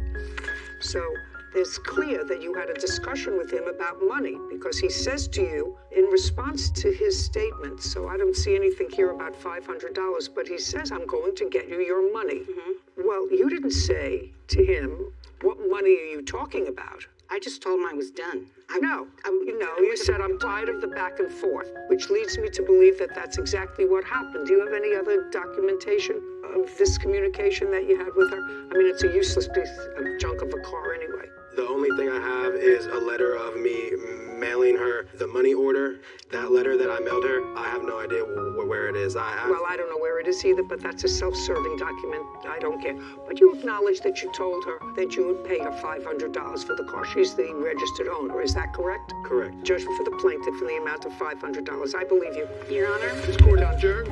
Chris, he knows he did us wrong, and he knows he's lying right now. This is the only reason why he's acting like that, and that's why the reason my mom is so upset. It's sad that it had to end that way for a family member because family is something that I hold very close to my heart, and I don't like to see it end that way. He had free run of all my belongings, and he ended up selling it. But at the end of the day, it's my livelihood and my fiance's little livelihood that's at stake. He knows what he did. I did not take advantage of my own family. Never. Yeah, it's tore us up a little bit. They can't be put back together. Judy and Sarah. Troublesome. I'll tell you some of the troublesome things that I didn't even want to go into with him. He went to jail in April. His mother knew where the car was. She could have gone to get the car. He had 4 months. Her son went to the house when he got out of jail in July. And all he had to do was do the same thing the defendant had to do. Call a tow truck, have it towed to your house. Right. Get an extra key made. Right. And I thought that he was actually a pretty good nephew. Yeah, I did too. He didn't have to pay for the car, but he felt for his aunt and the situation that she was in. And well, he was just trying to be respectful and probably keep the peace. Exactly. Between everybody. Well, again, no good deed goes unpunished. I was just about to say that. Case 2123, Valenzuela versus Jenkins. All parties please step forward. Javon Valenzuela claims his former friend, Darian Jenkins, owes for unpaid loans and bail money from a false arrest. Mr. Valenzuela, it is your claim that the defendant, who is a friend of yours, owes you for some small loans that you made to him? Yes. And then it is your claim that he had you falsely arrested? Yes. And you want damages for that. You've known him for a while, according to your complaint. You knew him, you were friendly with him, and then he moved out of state and then moved back. Where did you move to, sir? To Colorado. And you moved to Colorado from where? From Texas. And in Texas is where you knew the plaintiff? Yes. In what year did you move to Colorado? 2019. And in what year did you move back to Texas? This year, 2022. And why did you move back? Why did I move back? You moved to Colorado for what? My family was up there, yeah. And then my family went back to Texas. Oh, so you moved with your family? Yeah. How old are you? I'm 29. Did you live with your family in Colorado? No, we didn't all live together, no. The reason you say you came back to Texas was because your family came back? Yeah. Did you have a job? Yes, I did. Where? I worked from home. What kind of work? For a newspaper. In Colorado? Yes. What did you do in Texas? Whenever I moved back, I was still working from home, but they let me go. I got laid off. When did you get laid off? I would say June. June of this year? Yes, ma'am. And what month did you move back to Texas? Oh, I had already moved back in May. When you moved back in May, where did you go to live? I was living in hotels. But there came a point when you had no money. It got to a point. When did it get to a point when you had no money? Maybe July. And when did you contact Mr. Valenzuela? Let's say July. You didn't contact him in May when you came back? I just want to say that's a lie. When did you contact him? I mean, we talked while I lived in Colorado. You know, we always text each other, so. Well, when you contacted him in July, what did you say to him? I can't say exactly what I said, but. Give me the gist of it. Borrow some money, I guess. Okay. And you needed it for living? Right. And what did he say to you? He did sometimes if I asked him. Okay. And how much did he give you? Here and there, maybe 100, maybe 2. No, all together. All together? Oh, I couldn't say how much altogether. You couldn't say? I couldn't say, maybe a few hundred. Did he give you money for housing? A couple times he did. How much? 100 here, 100 Do you have there. a record of how much you gave him, sir? I do. Okay, because he's already said, and would you read that back to me, Whitney, please, about borrowing? Said, let me borrow some money. Right, okay, let me borrow some money. So tell me how much money you let him borrow. $1,200. Show me. Javon produces documents. Okay, no, tell me what that is that you're giving him, all those papers that you expect me to read. These are screenshots of every time I sent him money. Oh, can I see it, please? Okay, get ready, Sarah Rose. Caption, coming up. Anybody who came could see that your lip was bloody. You say he fell, must have fallen outside. You don't know how that happened. But if you both are alleging that there was a fight, police would look at you and say, well, he's injured. They wouldn't have arrested you unless you had a warrant, right? Javon shakes his head. A courthouse. The Judy Justice logo appears. In the courtroom, Javon and Darian. Javon Valenzuela is suing his former friend, Darian Jenkins, for unpaid loans and damages from an assault. So every time you gave him money... He agreed to pay me back. No, he's already told me that he called you and asked if he could borrow some money, and you said yes, and he said, I don't know how much it was. So if he doesn't know how much it was, you have screenshots of it, and Sarah is going to add them all up. Okay. Judy hands documents to Sarah.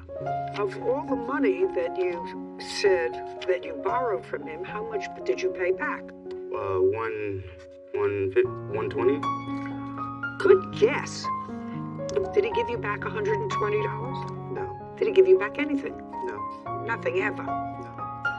Okay. So while Sarah is adding that up, there came a point when you left the hotel. Is that right? Yes.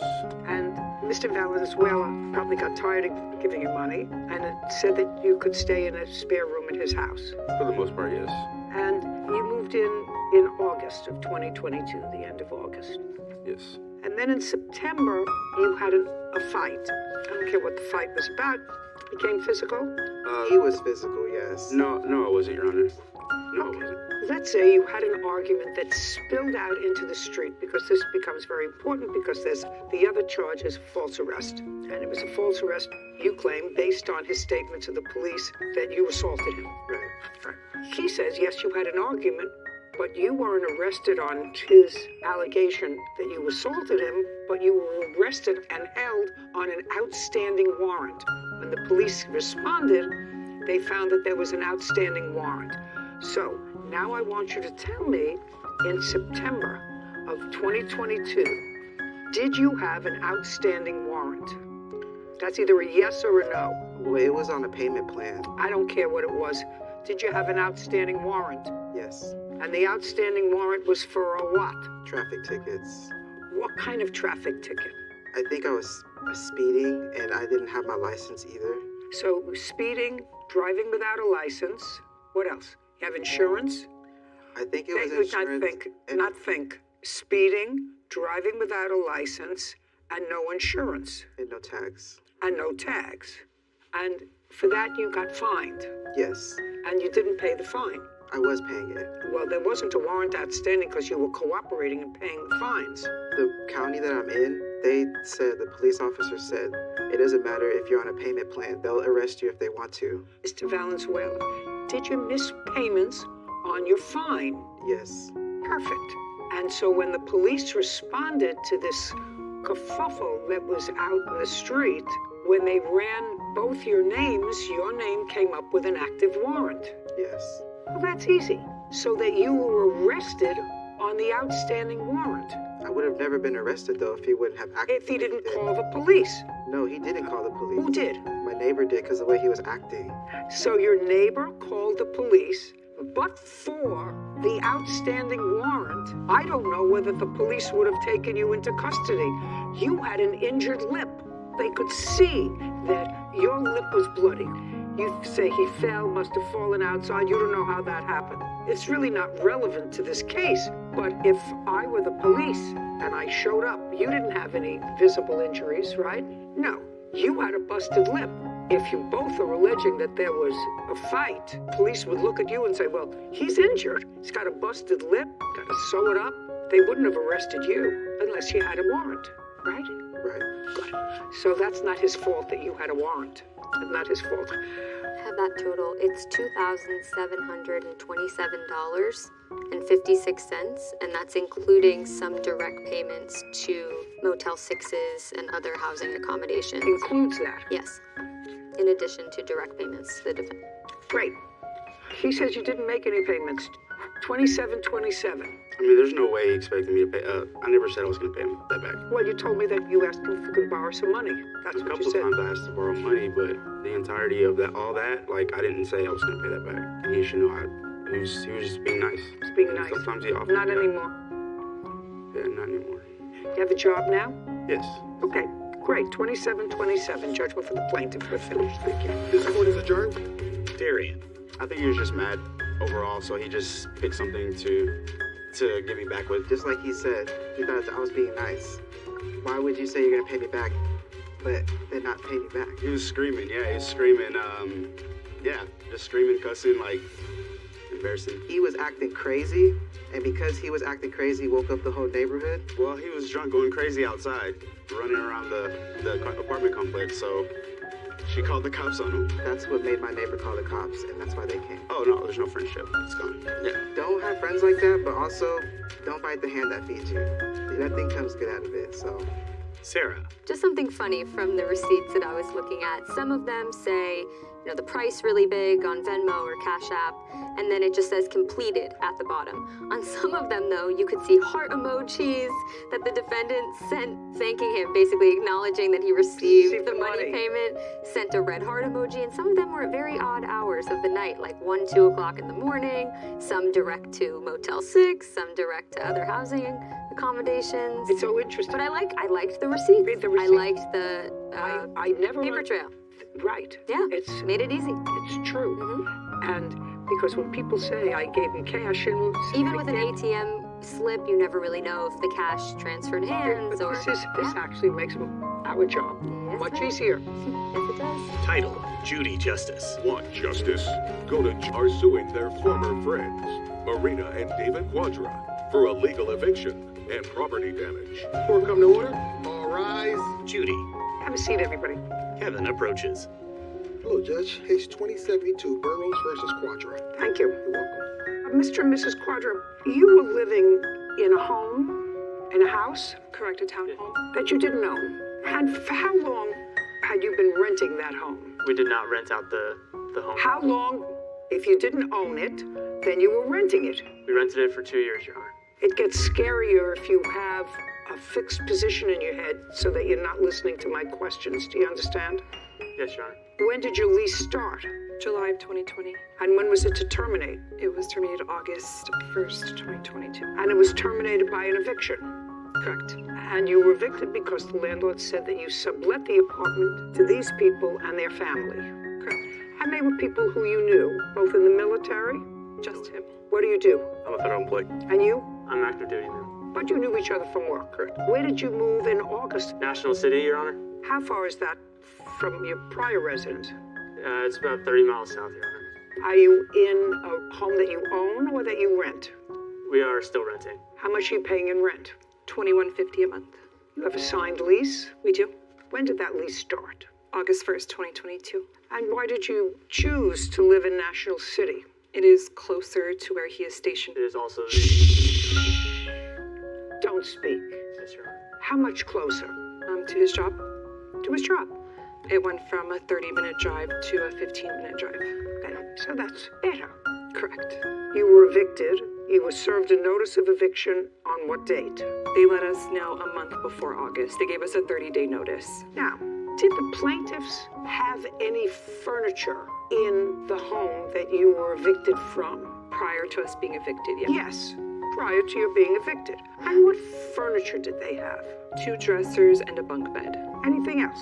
That's as far as furniture. And what furniture did you have in there prior to being evicted? A full living room. And when did you move that out? On what date? The 30th of July, 2 days before our moving date. So you moved out all of your furniture? Correct. And how much were you paying in rent in the place from which you were evicted? $25.95. Oh, I didn't write that down. How much were you paying in the new place? The place we're in now, $21.50. So you're paying less rent? Correct. It's substantially smaller. And substantially closer to his place of employment? Correct. Good.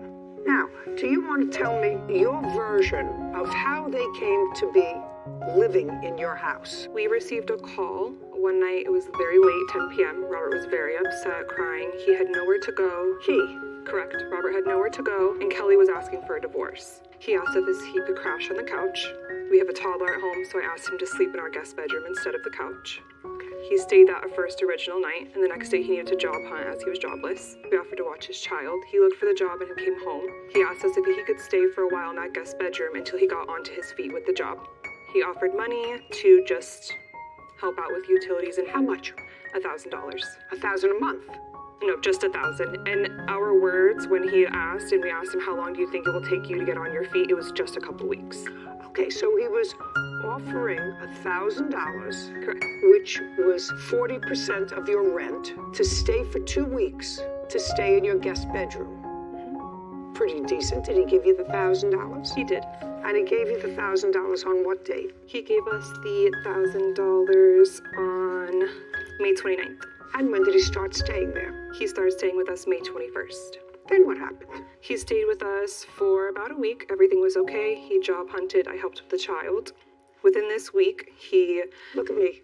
I'm sorry. He confided in us that he wanted to work on his marriage with Kelly. He did not want the divorce. It was something that she had asked for. They wanted to work on it together and had asked if Kelly could come around to stay with him and the children and work on their marriage. When he moved into the guest room, did he take the children? Did he have the children with him? He did, but it was just on certain nights they were sharing. And then he asked if Kelly could come as well. Correct. The wife. And what did you say? Why couldn't he go home? He could not go home due to their relationship with her parents. Their parents. Oh, she was living with her parents. Correct. And they were both living with her parents. Correct. So he said, I can't go home. We want to work on the marriage. Could we come and stay here with you? Correct. They have 2 kids? They have 3.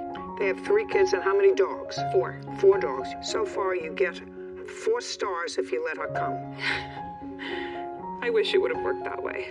No, you don't understand that that's where I'm at so far. Yeah, of course. So now, May 29th, he gives you the $1,000. She moves in when with the dogs? So we had a long trip planned to Vegas. We let them know that after we had left, she could come stay while we were gone. What month? June? June, correct. How long were you away? We were away for 5 to 6 days. Well, what was he going to do when she came there with the 4 dogs, 3 kids after 6 days? What was the plan? This was never a plan of, here's a lease agreement, you are going to rent from us. It was just I need somewhere to stay. Can they please come for this short period of time until we figure this out? Great. Okay, now let me hear your version of the events. When you went to stay there with your children, you were having trouble with your wife. That's incorrect. Incorrect. Caption coming up. What I said was, because I believe her. I believe that you called her and said exactly what she said. She told me, I mean, I didn't have to have Whitney read it back. I believe that that's what you said. So I don't want to hear baloney about school districts. You were having trouble with your wife. And later today, You can't have it both ways, Ms. Dion. This isn't. It's not complicated. It's very simple. You didn't have a written contract. If you had an oral contract, that's one thing. A courthouse. The Judy Justice logo appears. In the courtroom, Kelly, Robert, Marina, and David. Kelly and Robert Burrows claim their former friends, Marina and David Quadra, for an illegal eviction. Marina and David are countersuing, saying Kelly and Robert caused them to be evicted. So when you went to their house and you wanted to work on your marriage, you could have gone back to your in-laws. Yes, that's correct. You could have. Why didn't you? The reason why we decided to split up was because we're trying to keep our kids in the same school district. So with having 4 dogs, that's impossible to keep in an HOA. So she decided to go with her parents. I decided to stay back to finish the school year with the kids, still being in May, so they can finish in the same school district. That's why I decided I needed a mailing address so that they could stay in the same school district. So you mean this discussion that she just said to me about you having problems, marital problems with your wife, that never happened? Irrelevant. It's just... No, that's not what I said. What I said was, because I believe her. I believe that that's what happened. I believe that you called her and said exactly what she said. She told me. I mean, I didn't have to have Whitney read it back. I believe that that's what you said. So I don't want to hear baloney about school districts. You were having trouble with your wife. No, ma'am. No. And you didn't tell her that. We had been moved out of our old place of 6 years in El Cajon, and we were trying for 6 months to find a new place. So yes, it does put a lot of stress on a relationship, but we did not have any marital... Mr. Burrows, you know what my strong suit is, and there's no question that the cameras just caught your face. My strong suit is being able to spot a lie from a mile away. And I'm telling you that there's no question that you called her late at night and said, I'm having trouble with my wife. She asked me for a divorce. Can I come and stay with you? There's no question that whether it was true or not, I don't know, because clearly you're a liar. So maybe it wasn't true, but that's what you told her. Your Honor, may I speak? You want me to call your parents? Please do. Would you like me to call your parents? I'm just asking you, would you like me to call your parents? No. Of course not. That's an easy thing for me to do.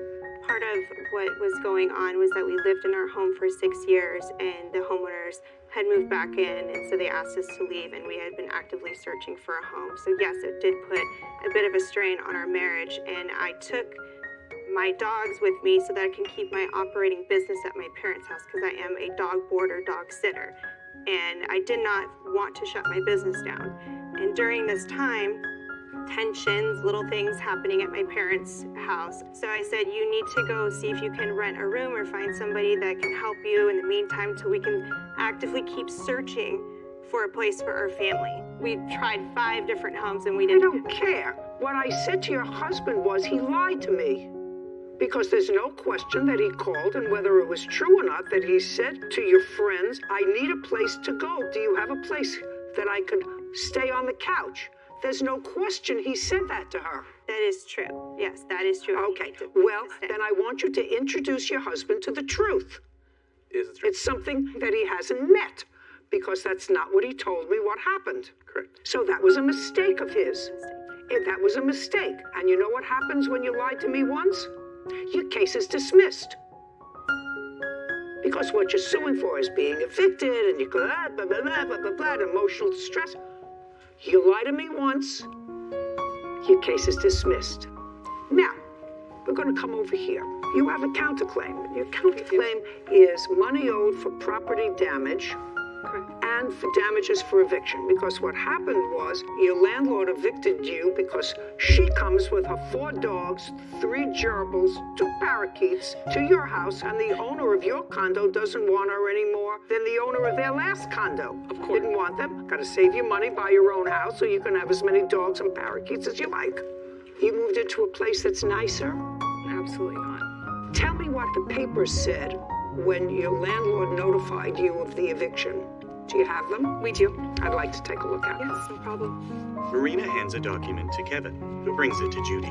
There was also in that piece of paper a $250 fine through our HOA from the whole commotion that he caused the day of asking them to leave. Just a second, you were a month-to-month tenant. Correct. You didn't have a lease for 2 years. You were a month-to-month tenant. We had a year lease, and then when the year was up, we moved month to month. They didn't evict you. No, they just gave us, they asked Just a us second. You're lawsuit is for damages, punitive damages for an eviction. You weren't evicted. Well, we were asked to leave if we... No, they just decided not to renew your month-to-month lease. Due to the... I don't care what it was due to. Listen, if I owned a property and you let 3 kids, 4 dogs moved into my condo for 6 days, I wouldn't renew your lease on a month-to-month basis either. I don't care whether they were there for 2 days, 4 days, a week, or a month. You understand? Understood. Okay, so there was no eviction. So the punitive damages for that, forget it. Money owed for property damage. When they moved out, what did they damage? And how much did it cost you? There was a hole in the molding from moving the dressers down our stairs. They bonked it, bringing it out angrily because they were mad that we asked them to leave. We have the letters from our landlord stating everything they had to deduct from our deposit. Just a second, a hole in the wall. And how much was the hole in the wall? The molding was... No, just look at the paper and tell me how much was the hole in the wall. The painting was $180 and the molding repair was $200. Now, did you damage the molding when you were moving a dresser out of the house? Not that I'm aware of. Okay, not that you're aware of. You want to try the truth now? Was there a hole that you created moving a dresser out of the house? When David and I were moving our dresser over the stairs, down the stairs. Who's David? The defendant. So you were moving out the dresser with him? Careful, introducing you to the truth. Did you move the dresser with him? I did help move the furniture. The case is dismissed. The counterclaim likewise is dismissed. We're done. Thank you. This court is adjourned. David, then Kelly.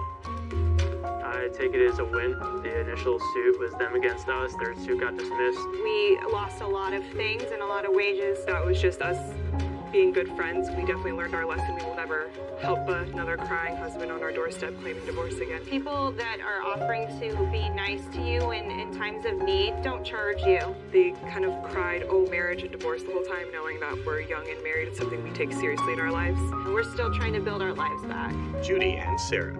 I should actually make a party to introduce all those people to Mr. Truth. I agree. There's a lot of mismatch. It doesn't make sense. If you're going to stay with a friend for a few days, you don't bring a bunk bed and 2 dressers. I've stayed with friends for a couple days, long weekends. You bring a bag with some clothes. Even with your kids. Yeah, you don't bring furniture. You don't bring any of that. So there's a lot of discrepancies. Things that didn't make sense. If it doesn't make sense, it's usually not true. Agree? Case 2041, Dion versus Emerson. All parties, please step forward.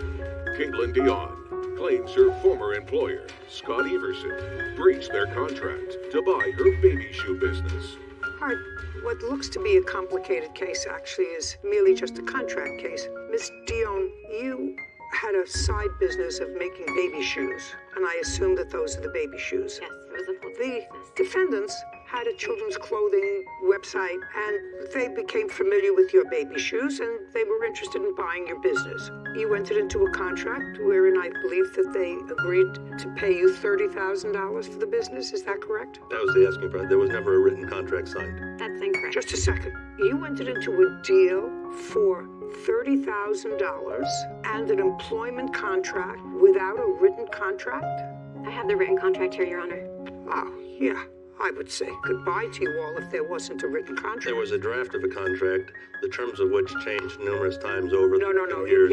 You can't change a written contract. Was it a written contract that was signed by both parties? No, it was never He refused to sign it, even though he was the one that wrote it himself and emailed it to me himself.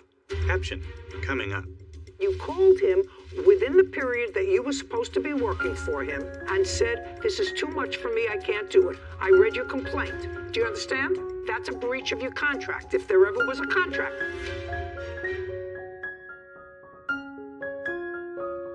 A courthouse. The Judy Justice logo appears. In the courtroom, Caitlin and Scott. Caitlin Dion claims her former employer, Scott Everson, breached their contract to buy her baby shoe business. Well, then there was never a meeting of the minds. May I see that? This is going to be a much easier case than I thought. That's also incorrect. I have Just audio. a second. This is going to be a much easier case than I thought. That's the latest draft of an agreement of which there were several drafts prior to that. Listen to me, sir. It doesn't make any difference to me. She's suing you because you paid her pursuant, I assume, under this non-contract, according to you, $31,000. That was both for a piece of her business and for her staying on for a period of, 4 months, 6 months? That was never agreed to. Neither was the $30,000. Do you understand? You can't have it both ways, Ms. Dion. It's not complicated. It's very simple. You didn't have a written contract. If you had an oral contract, that's one thing. I do have that, actually. I have audio that we can play right now telling him that he promises to pay me $30,000 regardless of how long I worked for him. Just a second. The original deal that you had was for $30,000. There was actually an original deal that was much more than the contract he Ms. took Dion, months Ms. Dion, change to Ms. sign. Dion, there's no question that under the terms of what you both thought was reasonable, you agreed to accept $30,000 from him for the business, and you would stay with the business for a period of time, either 4 months or 6 months. I'm not exactly sure what it is, but that is totally reasonable because he wasn't in the baby shoes business. According to your complaint, you were going through some marital difficulty, you were going through other major problems, and you called him within the period that you were supposed to be working for him and said, "This is too much for me, I can't do it." I read your complaint. Do you understand? That's a breach of your contract. If there ever was a contract, that was, listen to me carefully. In the contract, it says that he would take away $400 per week that I did not work for him. This is not, Staying listen with to me, him. Mr. Young, listen to me very carefully. This is an unsigned contract. Why did you send it to me then? Just a second. He gave you $31,000. He did not. He gave me $5,000. Just a second. He says he gave you over the period of time $30,000. Did you give him? I have just a second. In the period of time that we've known Ms. Dion and worked with her, I've given her $31,668. I have proof that says otherwise. I'd like to see it. Here are my hourly No. Those are paycheck stubs, of which of the $31,000 she received, that were not part of the business purchase price. Listen. No, you're right. That was pay stubs. I have to explain something to you. There was no written contract and clearly no meeting of the minds based upon what you both told me today. What was I supposed to do? I signed the contract and gave it back to him. Then you should have done nothing. If he didn't sign it, you should have done nothing. I was a single mother at the time. He Miss did Dion, not. you have to understand. This is a court. He had all This of is my a court. assets. This is a court. It's not Dr. Phil. You had no written contract, and if you had no written contract, you had to have an oral contract. I do. No, then you had to have an oral contract, and that oral contract clearly did not reflect a meeting of the minds of both of you. If he didn't sign this contract, and whether it was for your business or for your employment, are you saying to me that you did not receive from him? I'm just curious, because he has the documentation to show me that you did not receive from him $31,000. I have documentation. Sorry, I thought that was a question you asked. That was a question that you did not receive from him. I don't care if it was the business or as a worker, that you did not receive from him during a period of time $31,000. I did not. That's incorrect. I have my paychecks. I have the down payment that he made. I have the installments that he made. Just a second. All of which How came up much? to $31,000. Just a second. Add them up, and I asked you a question. How much was it? Your paychecks and the down payment he made on your business. How much was it? I want to know if it was he said it was $31,000. He paid me $16,666 for my business. My paychecks do not matter. They were not a part of the business agreement. Did you file your case in small claims? That is claims? not part of my business. Did you file your case in small claims court? Yes. Just a second. Hourly was not a part of the contract. Pay careful attention to me. If you filed your case in small claims court, I'm going to give you an opportunity to go back there. If you think you have I do not. I do not believe that there was a meeting of the minds when there's a contract unsigned for over $10,000. That's absolutely ludicrous. As long as I'm comfortable with the fact that you got paid during a period of time, $30,000, so that you worked and you got paid. The contract for the sale of the business, as far as I'm concerned, was never consummated. I'm going to let you go try to explain your position to a judge in either Superior Court, because I don't think small claims courts hear cases up to $10,000. I don't know where you're from. Where are you from? It's actually $11,000. Utah. In Utah. I'll go back to Utah. This case is dismissed without prejudice. We're done. This court is adjourned. Caitlin, then Scott. I reminded him over the period of 2 months. Paid her $31,000 for her time in her business. Give me the contract, give me the contract, give me the contract. She wanted a job. That's how she first approached us. She applied for a job with us. My working for him hourly was never part of The agreement. I wish I had been more careful. I'll see him back in court. Title: Judy Justice. Have you been cheated? Go to judyjustice.tv. Wages. Court come to order. All rise. Judge Judy enters. Have a seat, please. Kevin approaches. Hello, Judge. Case 2181, Moore versus Foreman. Thank you. You're welcome.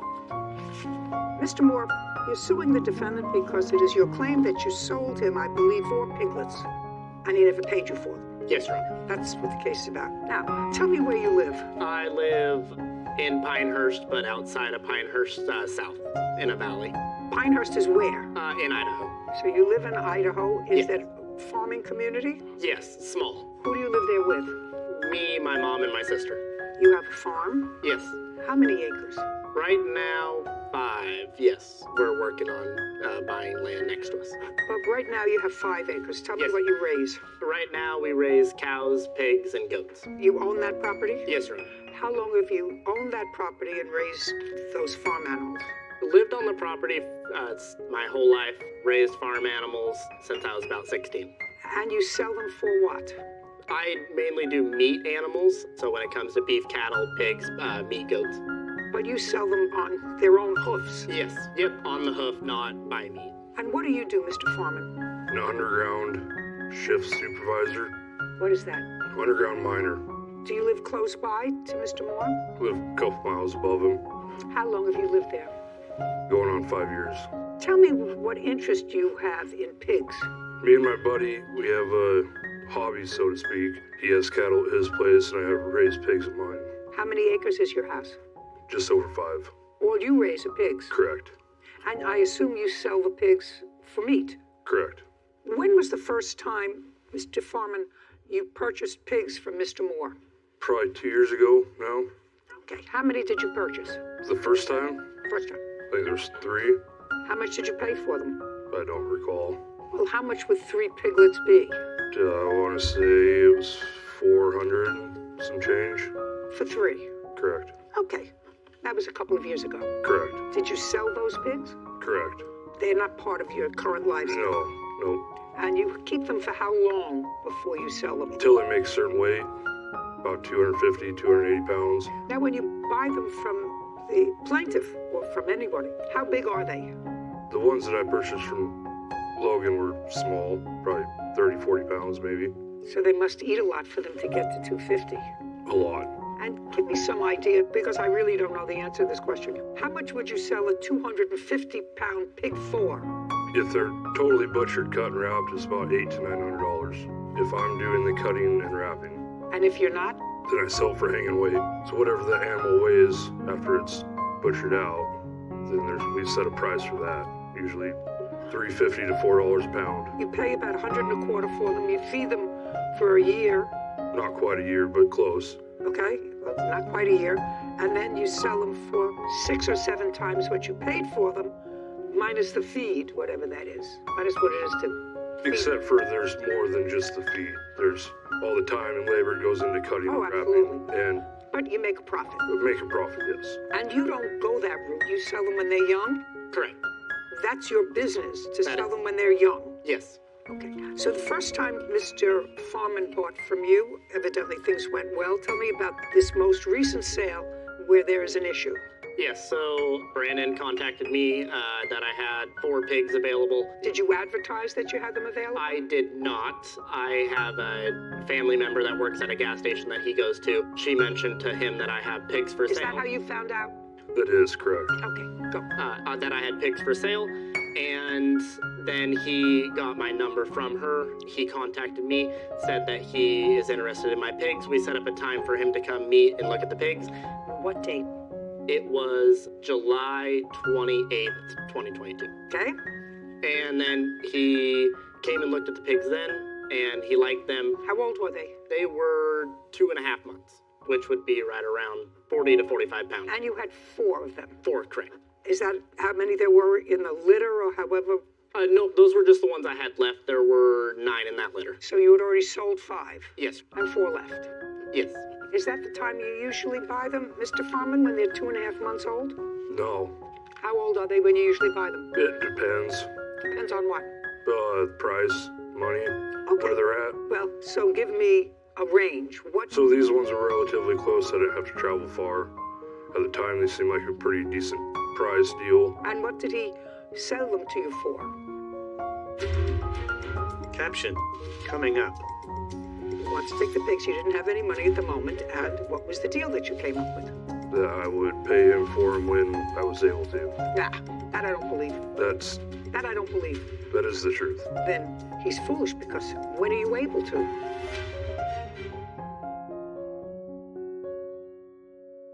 The courthouse. The Judy Justice logo appears. In the courtroom, Logan and Brandon. Logan Moore claims his family friend, Brandon Farman, owes for the cost of 4 pigs. Brandon says Logan sold him pigs that were sick.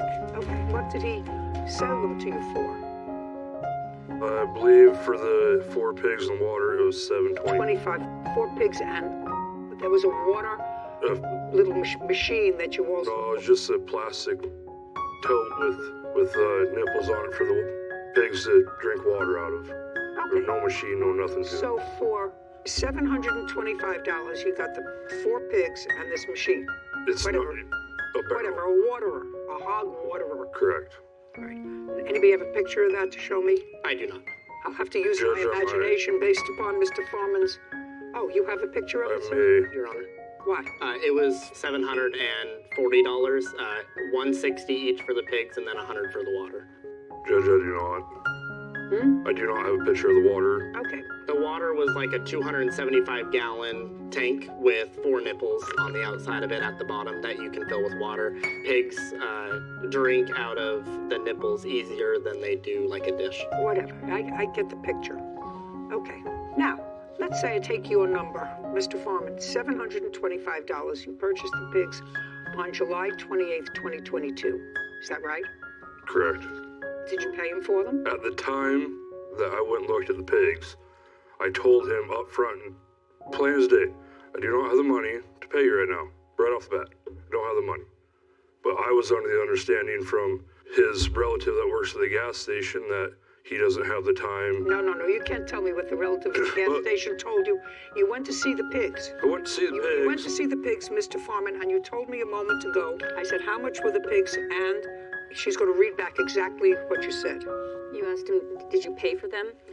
And he said, at the time I went and looked at the pigs, I told him up front, plain as day, I do not have the money to pay you right now. Before that, it was something about $725. How much were they? And he said the whole thing. The 4 pigs and a watering was $725. $720 for the pigs and the water machine. $720. $720. Oh, that's what you said. You said they were $720. That was the discussion when you went and looked at the pigs. Okay, and you said, I don't have money right now. Correct. And? So then we came up with a deal that... Look at me, don't look down. So you came up with a deal. You wanted to take the pigs and the watering thing. You wanted to take the pigs. You didn't have any money at the moment. And what was the deal that you came up with? That I would pay him for him when I was able to. Nah.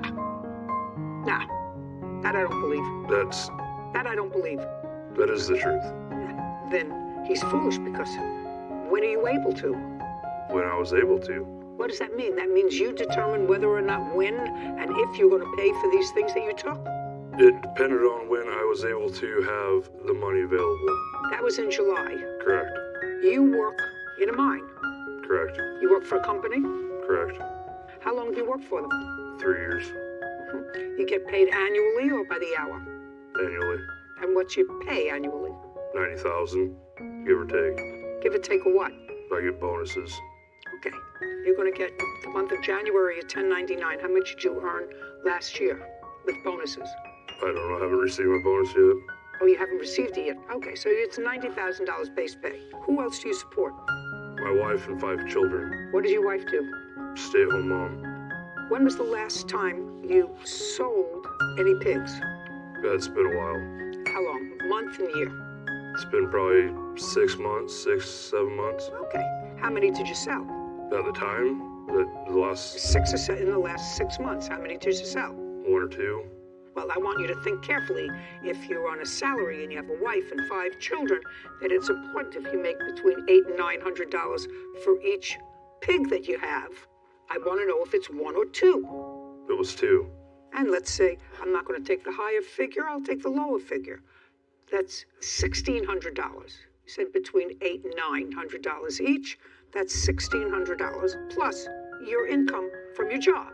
Unfortunately, that $800 to $900 that I get for a pig, that doesn't all go to me. I split that equally with the person that I cut with, the one that raises the cattle that I spoke about. I don't understand, sir. I have the shop. I have the space, the shop, the meat cooler, the room at my house to hang and cut animals. He comes up and he helps. We split it equally, right down the middle. So the $800 or $900, I don't get that. Just a second. He raises cattle. Correct. And you split his cattle with him, and you have pigs, and he splits the pigs with you. No. I let him use the shop and my meat cooler. The cattle's his deal, but he comes up and helps me cut and wrap the pigs. Oh, then he doesn't get half. That's baloney. That's baloney. If you raise them, you feed him, you pay for him. If he wraps them, you're not giving him half. In any event, you have a job. You have a $90,000 plus job. You made a commitment of $720 to the plaintiff to pay for his pigs, and you paid nothing. The pigs died. Just a second. I read that here. Tell me when the pigs died. Tell me the month and day the pigs died. That you communicated with him. This pig died, that pig died, this pig died. I didn't communicate with him about when the pig died or when Did you communicate with him at all? I'm sorry, when he asked you for the money. Yes, I'm sorry. I was. Okay, when he said, where's my money? That was in what month? I know when July 28th is when you picked them up. In what month did he communicate and say to you, I want my pigs? Or I want the money? Tell me. August. August what? One was August 16th, one was August 17th. Okay, so he communicated with you the 16th and the 17th of August. So by this time, you've had the pigs at your place for about 2.5 weeks, from the 28th to the 16th or the 17th of July. And the first one had already died in that. Just a second. During that time, now, when did the first pig die? A week and 3 days after I got it home. Did you tell him? No. Oh, then you're going to pay for all of them, sir. What? You're going to pay for all of them. No. Oh, yes. Caption. Coming up. Just show me that you said to him, one got sick, it died. I'm afraid for the others, so I just as soon give them back to you and cancel this whole deal. Show me. I offered multiple times to take the pigs back to him and the water. Just show me.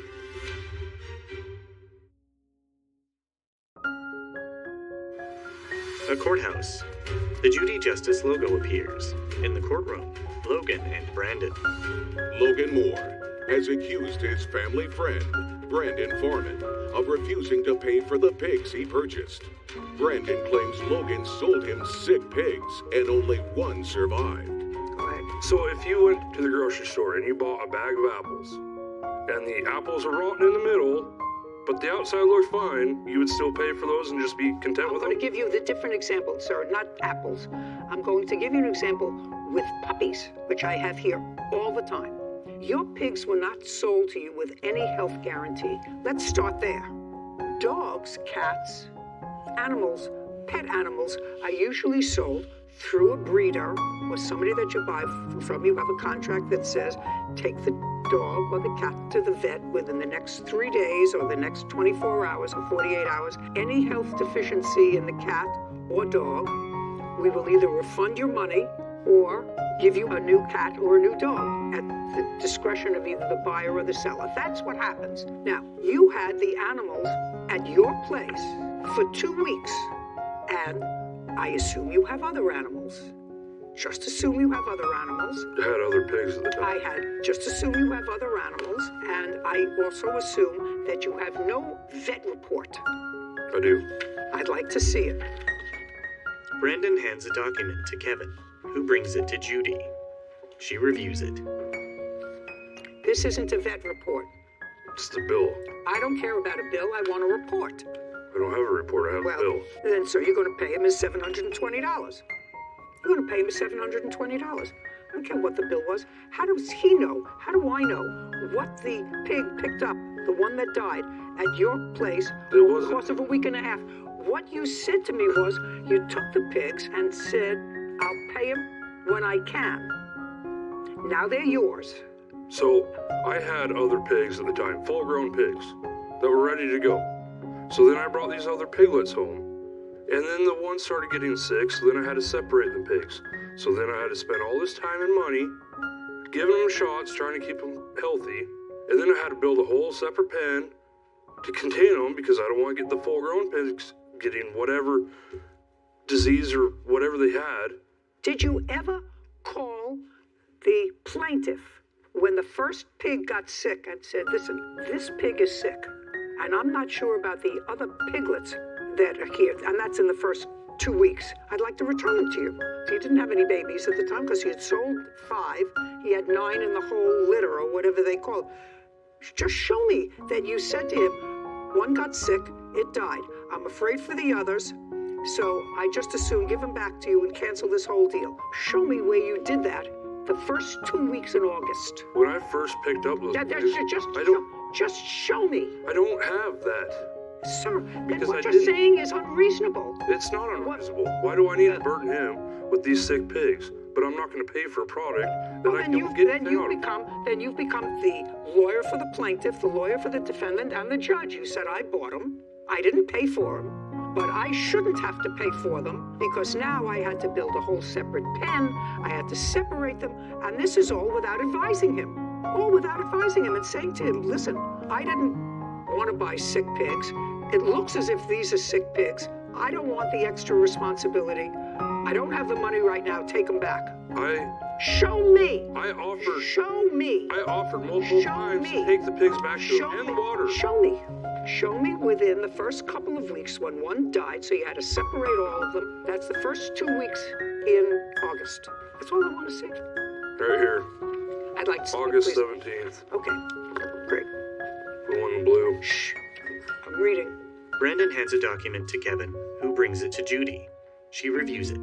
This doesn't say anything about sick pigs, sir. August 16th, 17th were the 2 dates you gave me. This was on August 17th. He says, do you have the money to meet tomorrow, or I'm getting law enforcement involved? You don't say one of the pigs is sick. One of the pigs died. I'll bring them all back. You say, I'm working on getting you the money.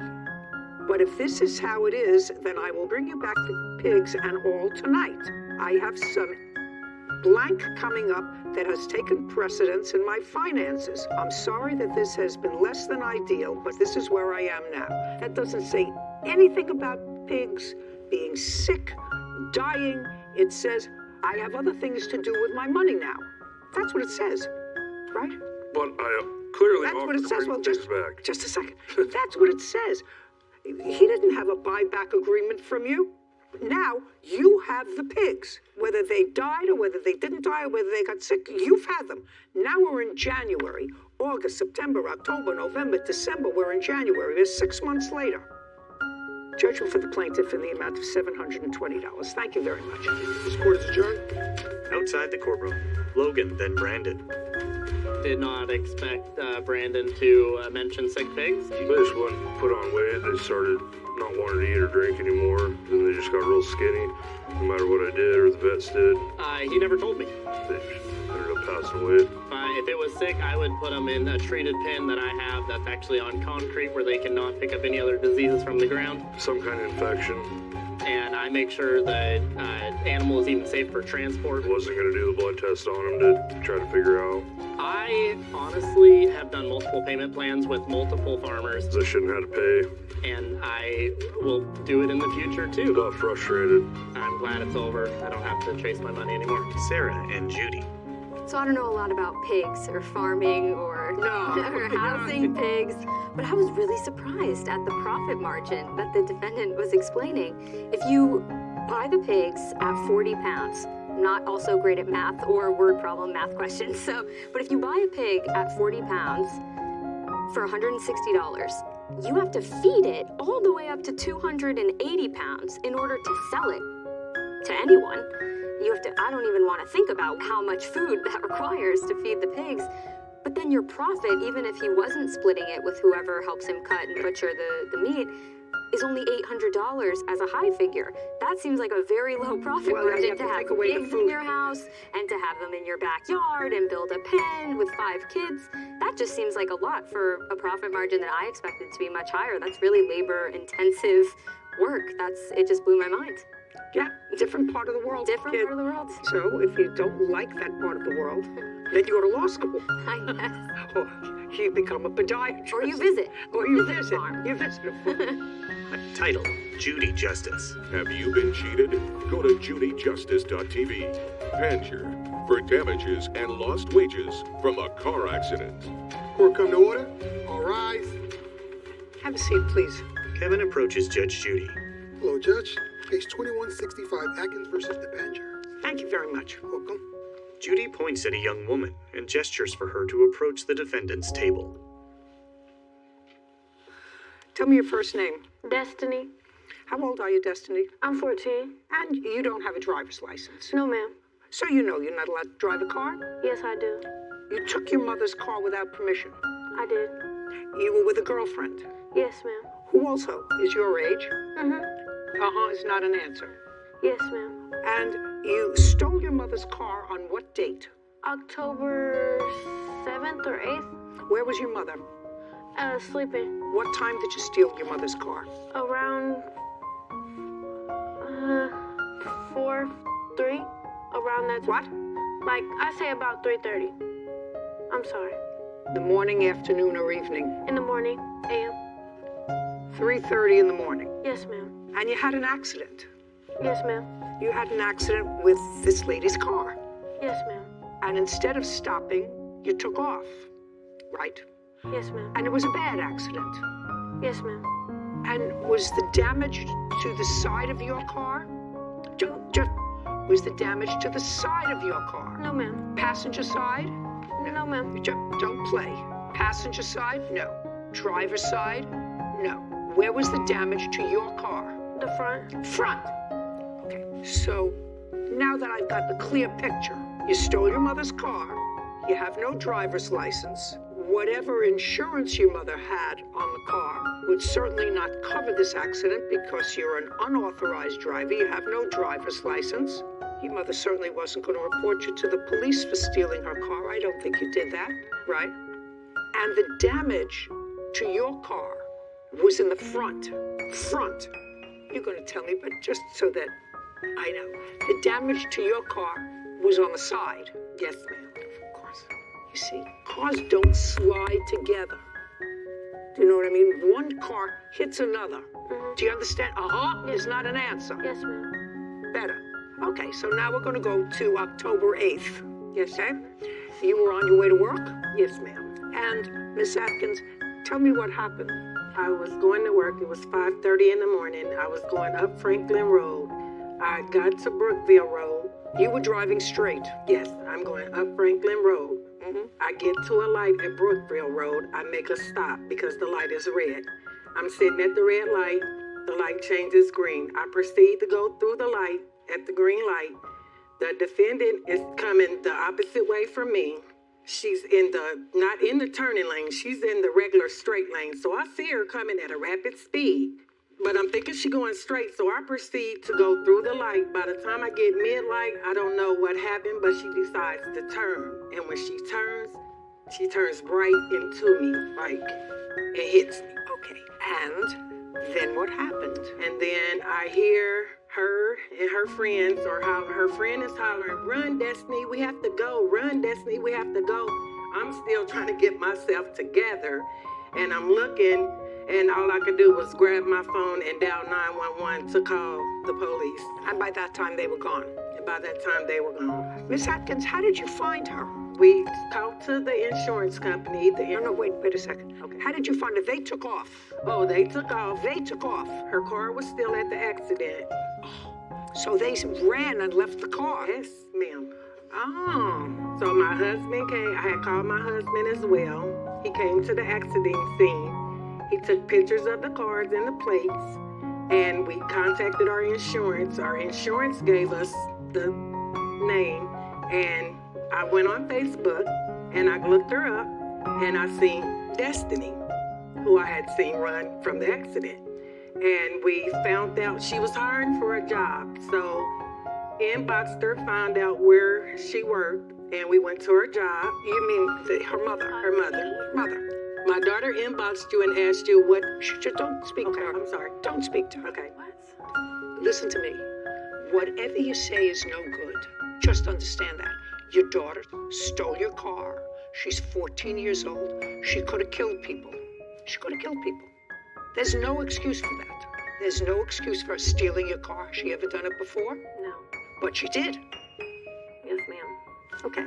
And she did, and she had an accident because she didn't have a driver's license. She lacked state permission to be behind the wheel of a car. Caption coming up. Let's go. Did you know your daughter had been in an accident? Of course you did, because she left the car there, right? Yes. So you knew she had been in an accident? Yes. Did you contact the police? No. Why not?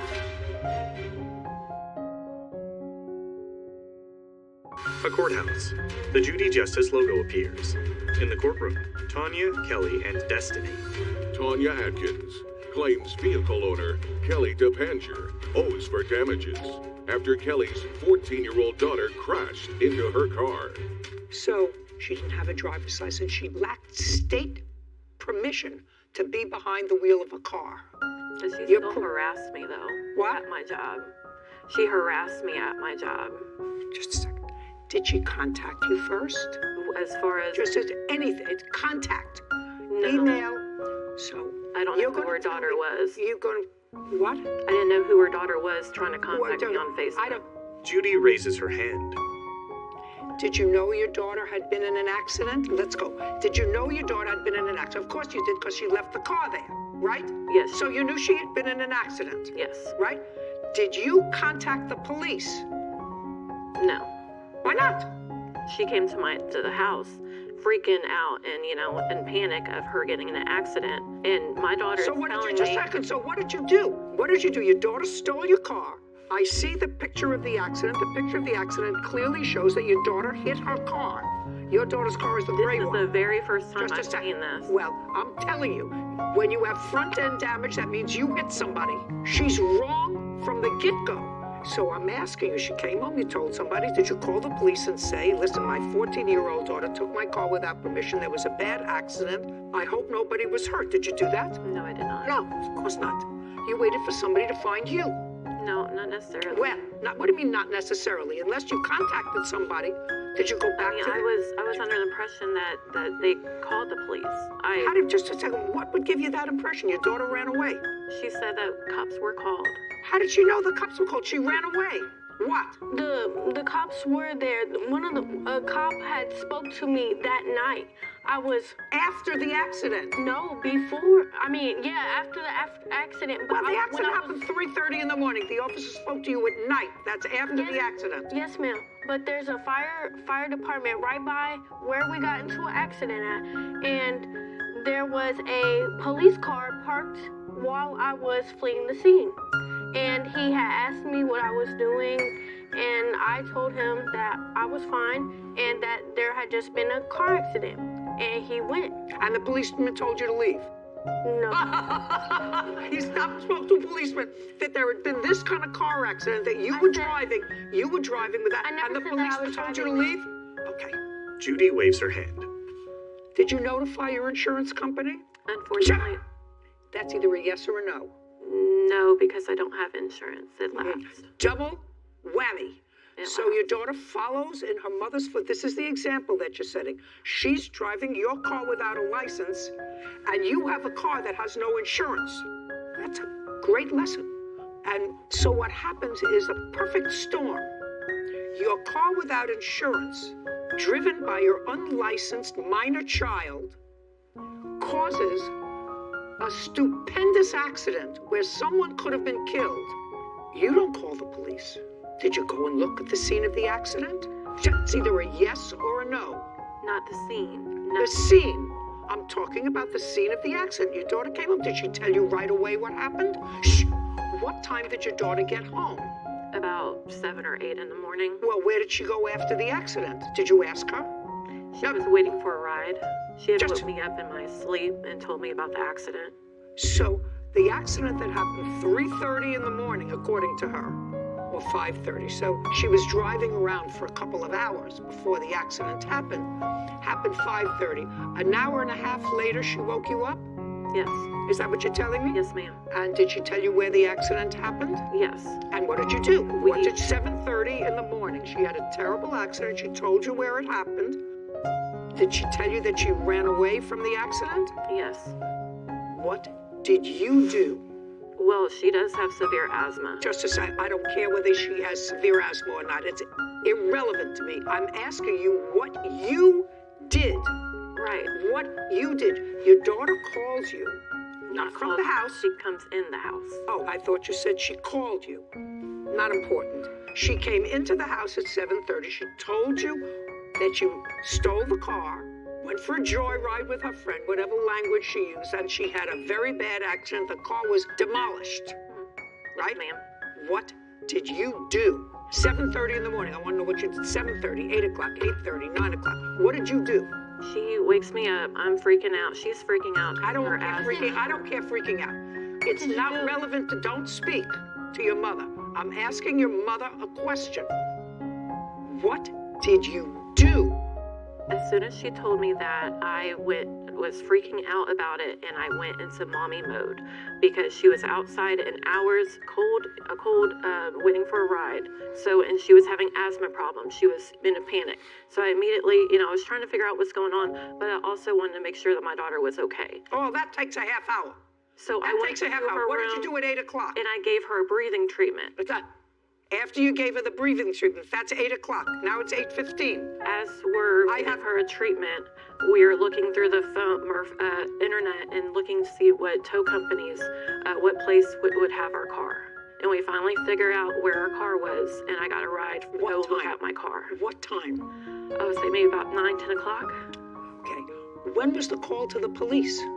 Now you took care of your daughter, you gave her a breathing treatment. You looked through the internet. When did you call the police? Your daughter was involved in a hit and run. I was under assumption that the police were called. Who told you that? That the police was at the scene. Just a second.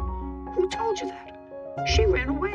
Well, I do know that the car got sent to a police, impound, towing company. You didn't know that until you looked it up. Right. I'm asking you when you called the police. So the answer is you did not. No, I did not. Okay. Now, so I don't have to go look any further. No insurance, no driver's license, fled the scene, her fault. Caption coming up. How dare you have a car on the road without insurance? And how dare you place other people at risk by getting behind the wheel of a car when you're 14 years old and have no business doing that? A courthouse. The Judy Justice logo appears. In the courtroom, Tanya, Kelly, and Destiny. Tanya Atkins is accusing vehicle owner Kelly DePancher of refusing to pay for damages after Kelly's 14-year-old daughter crashed into Tanya's car. So now you have insurance. Yes, ma'am. And there was a note on the car. Yes, ma'am. The car is totaled. Looks like it's a total car to me. Yes, ma'am. How much was left on the note for the car? $35,000. Was left on the note? Yes, ma'am. Okay, I'll take a look at those papers in a second. And what was the check from insurance? They paid $30,000. Can I see, please? Tanya flips through documents. I don't have my glasses, and they're in my purse. I'm sorry. Maybe your husband can help you. Yes, ma'am. Thank you. A man approaches Tanya, produces a document, then hands it to Kevin. He brings it to Judy, who reviews it. Thank you. Yes, ma'am. So, am I correct that they paid you $35,749? Is that what they paid you? That's what they paid the dealership. Yes, ma'am. $35,749. And the amount financed was $39,800? That is correct. And you hadn't made any payments? Yes, ma'am. We've made payments. This is $39,826, but you made payments, so that would reduce the amount of the loan. This is the original copy of when we purchased the vehicle. And then I have a list of the payments that we made right here. What I want to know is, you're suing for the difference between what was paid Yes, ma'am. to the loan company and what you still owed that you had to make good on, correct? Correct. How much money did you have to make good on to the loan company? It's not $5,000.